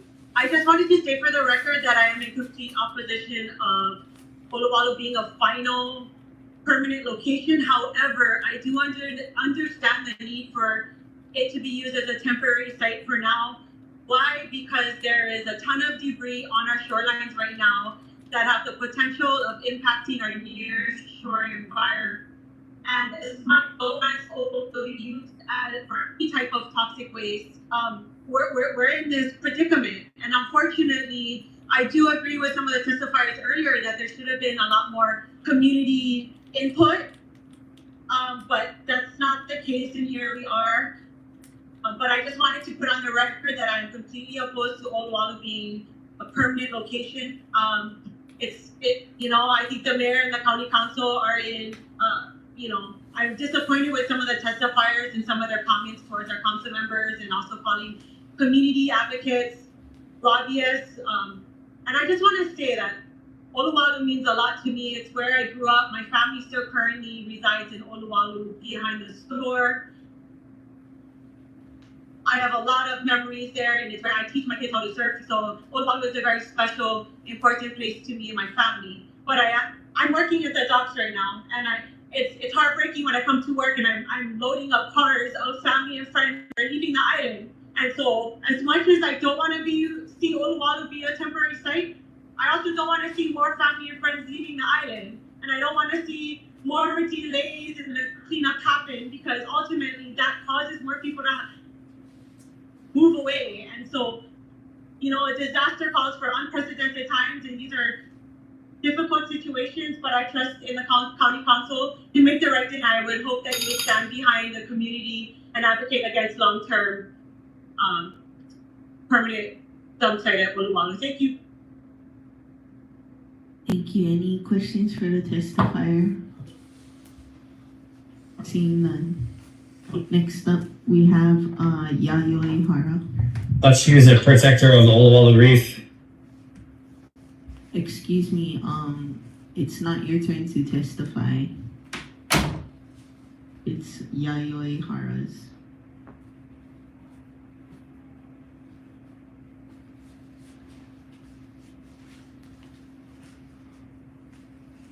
Yayoi, are you still on the call? You are unmuted on our end. To provide testimony, you'll at least need to unmute your microphone. so that we can hear you. Chair. Yes. Okay. While we're waiting for the testimony. Can you hear me now? Oh, Yeah, we can hear you. But I just wanted to make a comment to our chair.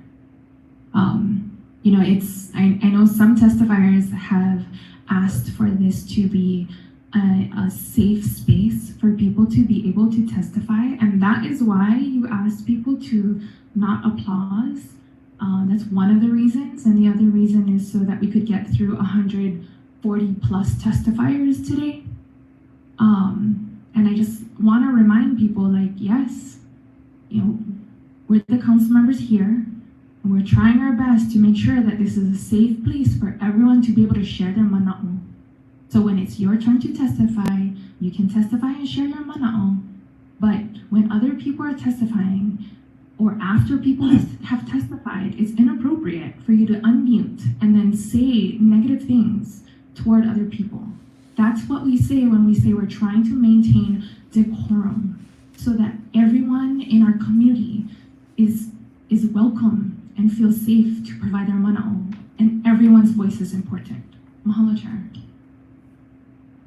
Thank you. Yeah, that's what we were trying to do, because we did receive feedback previously that people felt threatened to testify their point of view at various other contentious meetings. So this is how we're trying to address it, the feedback that we received from our lawyers. Nana, just joking, lawyers. Okay, Miss Hara, Yayoi Hara. yeah. Thank you. And thank you, council people. I know you guys have listened to a long day of testimony. I've been listening to it as well, and thank you for taking my last minute testimony. First and foremost, I oppose Oluwalu as a temporary debris removal site. I don't believe that it's hard to believe that temporary is going to become permanent with seeing what they're doing. Also, I understand that containing the ash is the first priority. I don't think anybody opposes containment of the ash. How we contain the ash is another conversation. I heard about the containers, burrito wrapping the containers, keeping it in Lahaina because Lahaina is already toxic. That is another conversation. One of the questions that I had that did not come up, and also for Councilwoman Alice Lee, I am a displaced resident from Lahaina, and there were many people who were displaced residents from Lahaina. It's just that they were not vocalizing that as their first, as their introduction. Is there a possibility, because FEMA is here to support us in the recovery, and as you know, Bob Benton has stated this morning that it is about expedited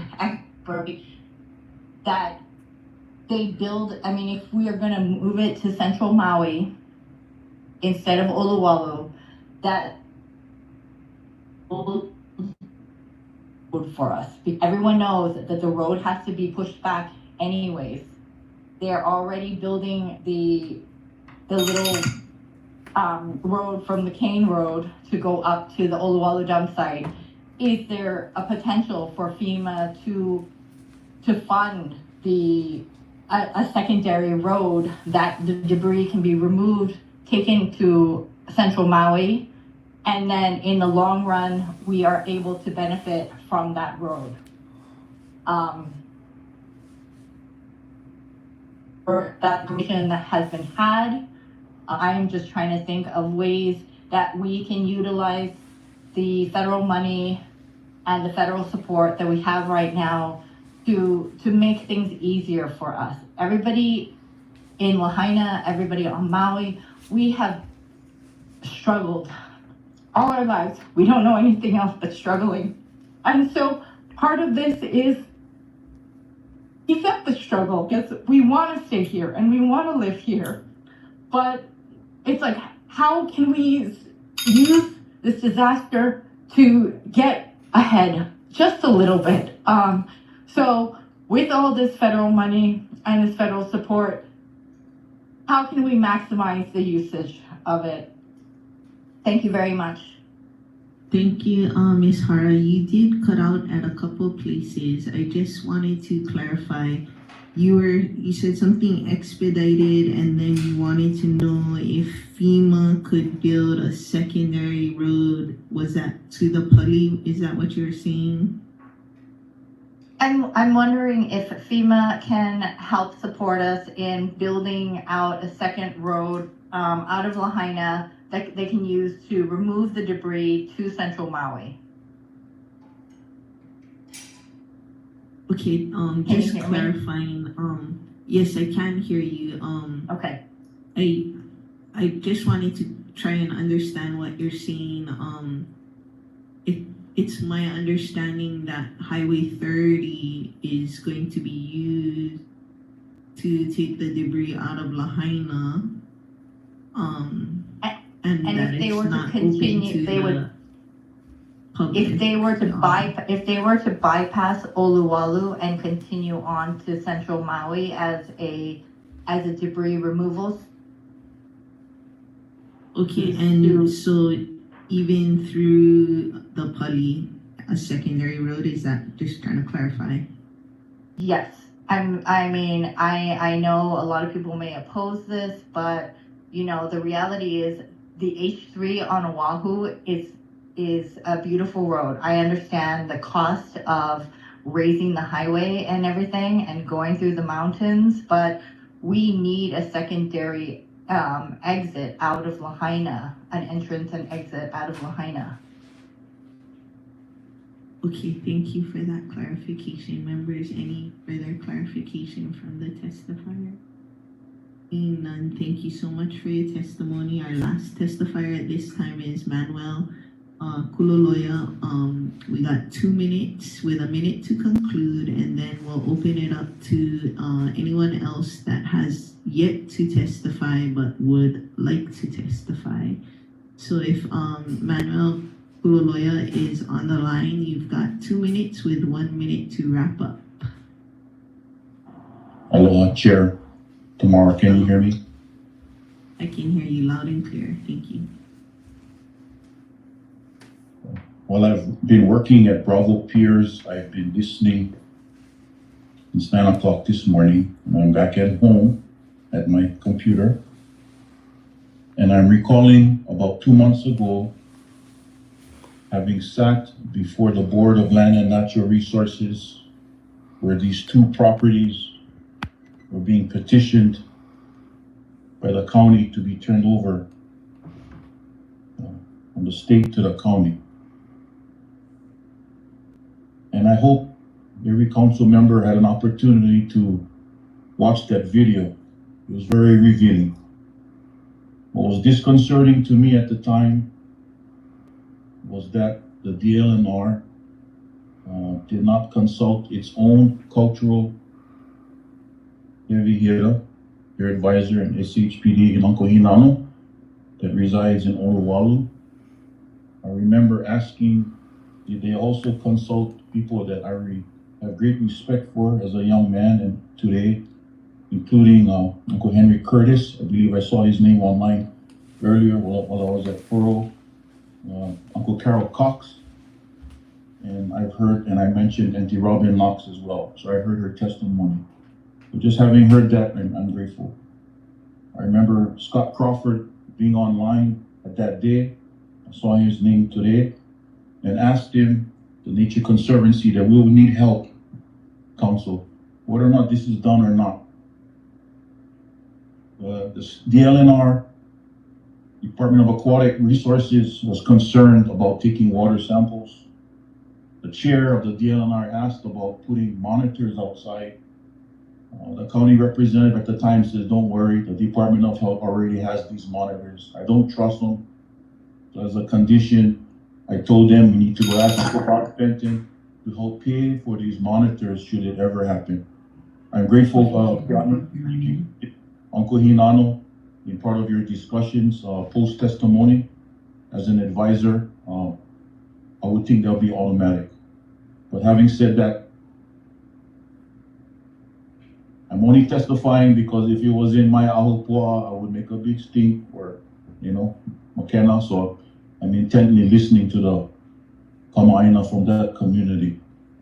It's a tough decision, but what I want each and every one of you council members to understand, that next month when I come visit you on Maui and I ask, can you tell me what happens to this CMU or footing or hollow tile or metal or debris or ash that comes from this site in Wahikuli? What is the cradle to grave when it goes from there to the temporary staging site at 550 Waine'e Street, coming to the temporary storage site in Oluwalu, and then the final disposition, including that area where the EPA now for your testimony.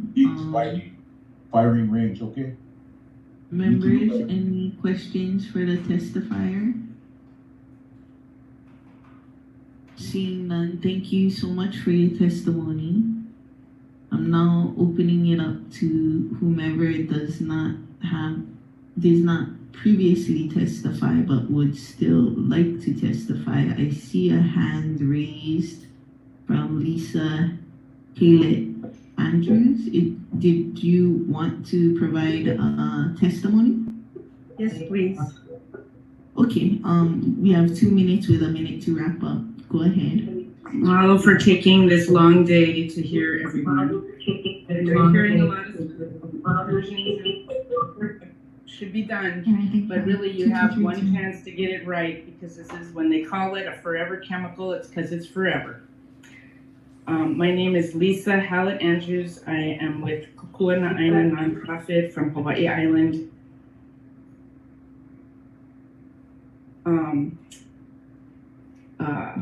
Projects around the island, educating the public and students and politicians about clean energy. And we're working on a bill about handling of ash. We've been working on this for months along with Hawaii Clean Power Task Force. And the ash handling, there is no place in Hawaii for toxic ash. And it is controversial, but the staging and the moving, just the loading, anything, you have one chance to get it right. And it's unfortunate that you have to come up with, there's going to be cultural issues and this and that, but the toxicity and the possibility that it can take out future generations and us, is a very real consideration, even when we think about cultural impact. Also I wanted to say Mike Ewald has been a treasure for Hawaii Island. He has tirelessly reached out to anyone that's interested in information on incineration and impacts and laws around the country and around the world. And we're talking about, he's not selling anything. So, yes, I work with him regularly, and he will be sending good information. And my heart goes to you all. Have a happy New Year, and let's get it right. Let's get it right the first time. No staging, no temporary, nowhere on Hawaii, nowhere. There, the mainland has the toxic waste dumps. Mahalo for taking my testimony. Thank you for your testimony, members. Any clarifying questions for the testifier? Seeing none. Next up, we have Susan Picola Davis. Susan, it's your turn to testify. Aloha. Aloha. Good afternoon. I know it's been a long day. The funny thing about Mr. Eel, Mike, is that he contacted me right before Christmas, asking me to send him all the information. Oh, I'm getting feedback. Am I doing okay with this audio? Yes, now you are. Thank you. So he got a hold of me and asked me, well, through somebody else, what information I had on the ash. And I said, well, I've been following the ash because I've been following the water. But I did a little bit of research. I got the labs with the ash, which shows more than what is being said out loud to the public. There's more than just 5 chemicals. But neither here nor there. He came on today, he testified, and then the lady just before me, who knows him quite well, he's a very sincere person. And I listened to as much as I could today. My question is, besides the mayor and the DLNR blessing all of this, and my one question was, when did the council know? I'm guessing it wasn't too long ago.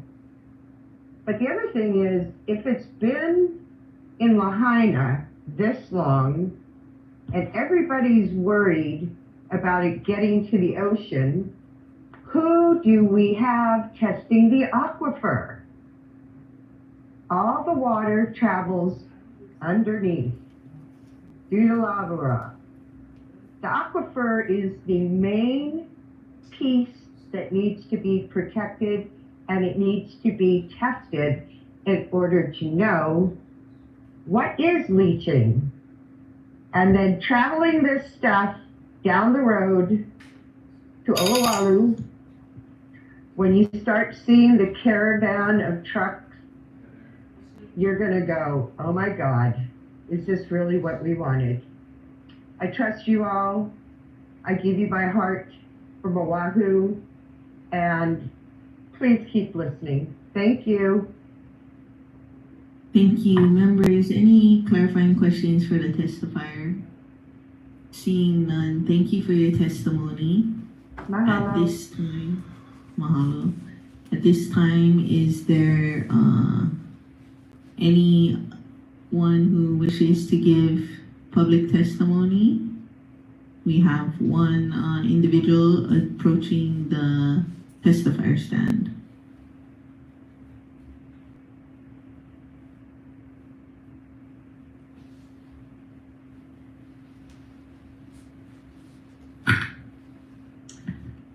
Mahalo ya kako for all of us who've been here since 9 a.m. And anybody online who's been here as long as they have. Ho'inoa lale lori loriano.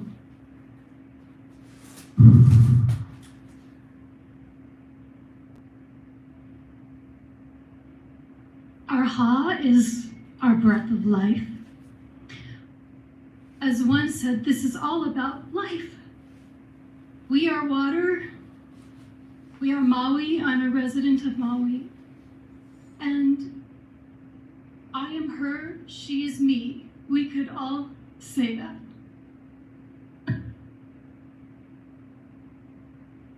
I do hope, Council, that you have listened to all of our testimony. We know this is a hard job. And I do hope we will do this right. This is about life. This is about water in the end. We are all water. This is about life in perpetuity. I would like to sing a chant, a mele. Maybe this is to end our time together, or maybe there's one more testimony. But this is for Kiha Wahine. This is for Moku Ula. This is for Lahaina. This is for the world. Because water is life.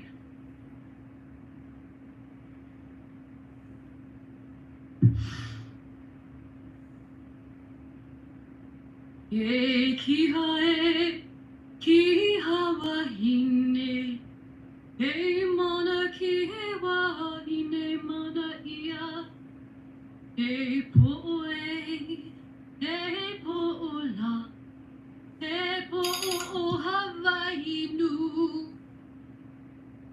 yeah.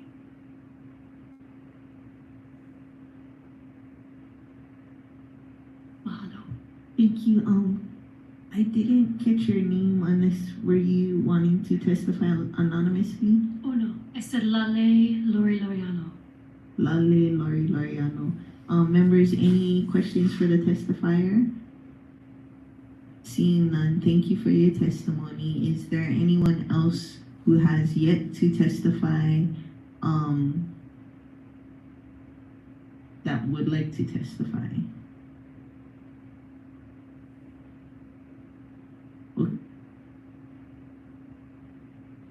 Close public testimony in 5, 4, 3, 2. Oh, I do hear somebody.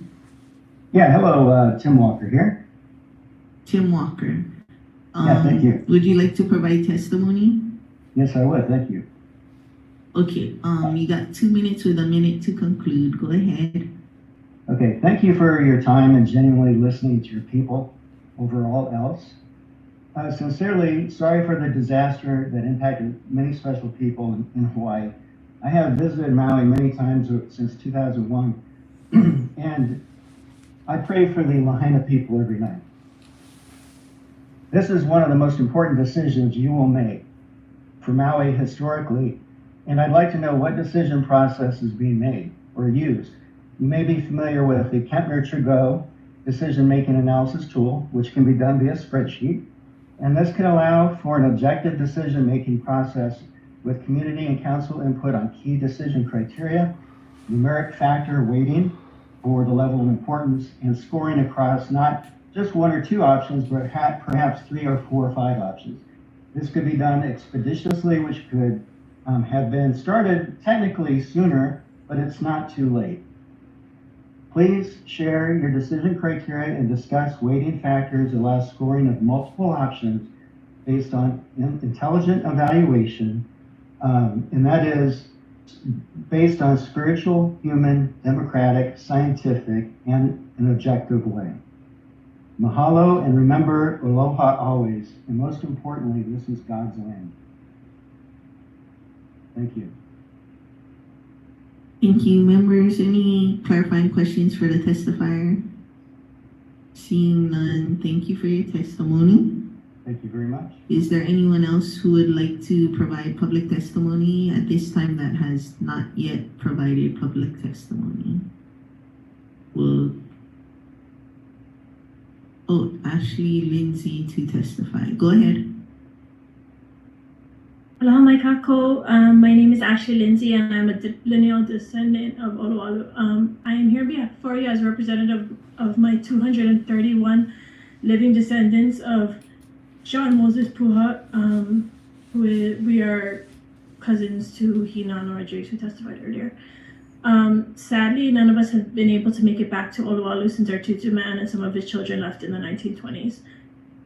But that is not because we don't want to be there. Olowalu is our piko. We connect to that place like no other place. It is where Amakua swim and are still cared for today. It is where we kilo, where we connect to Aina, Vai, and Kai. We celebrated births, life milestones, and mourned deaths there. This is where my grandparents, my Hanai grandparents, and countless other kupunas are. It is where I got engaged. It is where the names of my children come from. And it is where I will be when it is my time to go. We have generations of stories and history in Olowalu. It is our piko. Please choose an alternate site. That's it. Thank you, members. Any clarifying questions for the testifier? If you're not Seeing crying none, right thank now, you you're for your not alive. testimony. Is there anyone else wishing to give testimony, oral testimony, that hasn't yet given oral testimony? Okay, we'll try the countdown again. 5, 4, 3, 2, 1. With no objection, I'll close oral testimony. Written comments will still be accepted. At this time, I'd like to go straight into the discussion, and as we did say that we wanted our resource designated Hinana Rodriguez in the expertise as State Historic Preservation Division History and Cultural Branch Chief, State of Hawaii. We neglected to previously mention the expertise, specific expertise. But if he is able to come down and serve as a resource at this time, we can have Councilmember Rollins Fernandez ask her non-clarifying question of our State Historic Preservation Division History and Culture Branch Chief for the state of Hawaii. Mahalo, Chair. And when Mr. Rodriguez comes up, then perhaps I can ask him if he's speaking in that capacity, because I'm not sure if what kind of protocols there are regarding that. Oh, you guys never watched the video from November 18. I said I was going to retire, and I retired last Friday. Congratulations, so you're not speaking in that capacity then. No, I'm not speaking as the former branch chief of the History and Culture Branch at the State Historic Preservation Division, Department of Land and Natural Resources. I am now speaking as of 4:30 on Friday as a lineal descendant of those who once lived and are living in Oahu. Thank you. Mahalo, Mr. Rodriguez. And Is that expertise okay? We're good with that. Okay, that's the Yes. expertise. No objections to that. No objections to that expertise. Okay, cancel the former expertise and insert that expertise, please. Mahalo, Chair. And then are you gonna put a timer on us? Well, I do need to use the bathroom, so if you can just keep that in consideration. Got it. Okay. Mahalo, Chair. Mahalo, Mr. Rodriguez, for being here with us all day today. And so the question was regarding the HEO. If you could share relevant information for us and how that affects whether construction is supposed to stop, or like what protocols were followed, and then that way I can speak to our other resource people on the information that they can share with us regarding this. Sure. Excuse me. Based on my understanding, the Department of Land and Natural Resources has a programmatic agreement with the Office of Foreign Affairs and FEMA. And in that agreement, there are provisions that speak to what you're asking. It's my understanding that when a historic site is found, that it needs to be vetted. I don't exactly know why it hasn't. I can guess because it was a long weekend. It was brought to my attention, I think, Saturday night with the drone photographs that there is a historic site that was missed. FEMA used an archaeologist who used not a site visit, but actually had used what we call literature review in archaeology. And using literature review, that person came to the conclusion that there was nothing there. And that literature review, when I looked at it, is old review. I think the latest publication might have been in the 1990s. But more importantly, that person didn't do a site visit. And more importantly, perhaps they should have asked for some kind of archaeological study, but there is something there. I initially thought it was a GPS site, but then when I looked at the photographs from Eddie Garcia, I saw stone walls. Well, walls were not built for the GPS or the those surveying things that you have. So now I'm unsure. It seems as though it is an archaeological site, and if it is an archaeological site, things need to come to a complete halt. Amen. And to clarify, things need to come to a complete halt within that area or for the entire construction? Within that area. Okay. Mahalo for that clarification. Sure. Those are all my questions. Thank you. I would like to open it up to the other members. If there are questions for Mr. Rodriguez, if he's willing. Okay. Member Cook does have his hand up. Thank you, Mr. Rodriguez. Not me. It's a 2232 number again.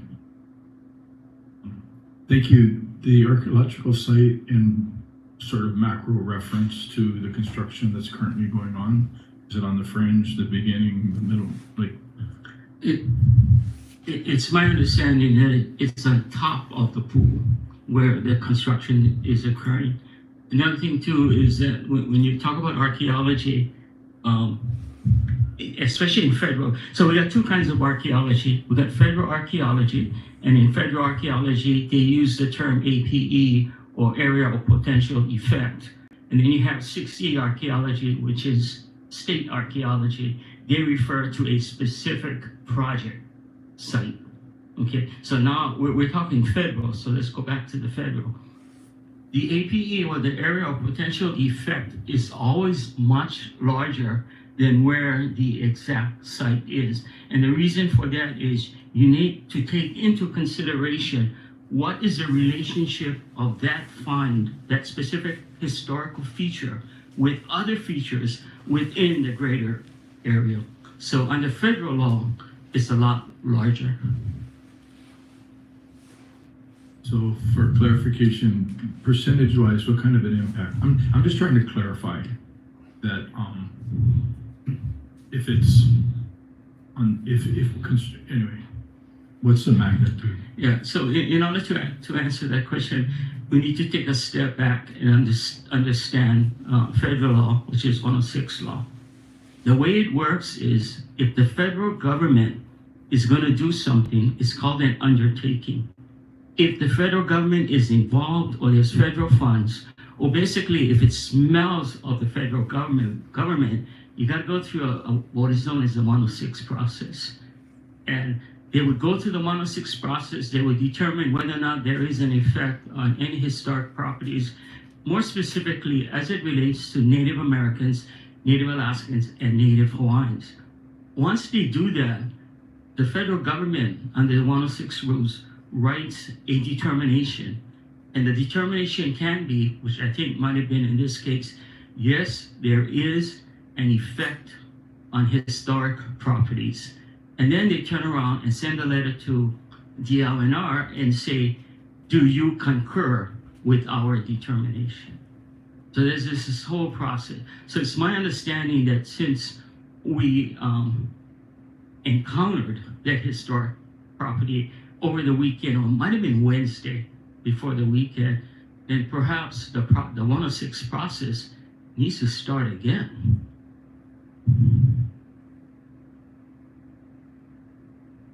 Members, anyone else have any questions for Mr. Rodriguez at this time? Okay, we're on round 2. Nobody else had a round 1 question? Okay. Go ahead, Member Rollins Fernandez. Mahalo, Chair. Well, I don't know if since Mr. Rodriguez brought it up, and then I can, persons after. So the 106 process did occur prior to the construction. Okay, now it gets a That's little the bit more question, yeah. complicated. Okay, so in the real sense it should. But remember, we are working in an emergency. And so we go back to the programmatic agreement between OHA, SHPD, and the Office of Foreign Affairs. And within the programmatic agreement, there are provisions for emergency cases. But still, they still need to go through the process. It's just that everything is expedited. It's like on 2 times full forward speed.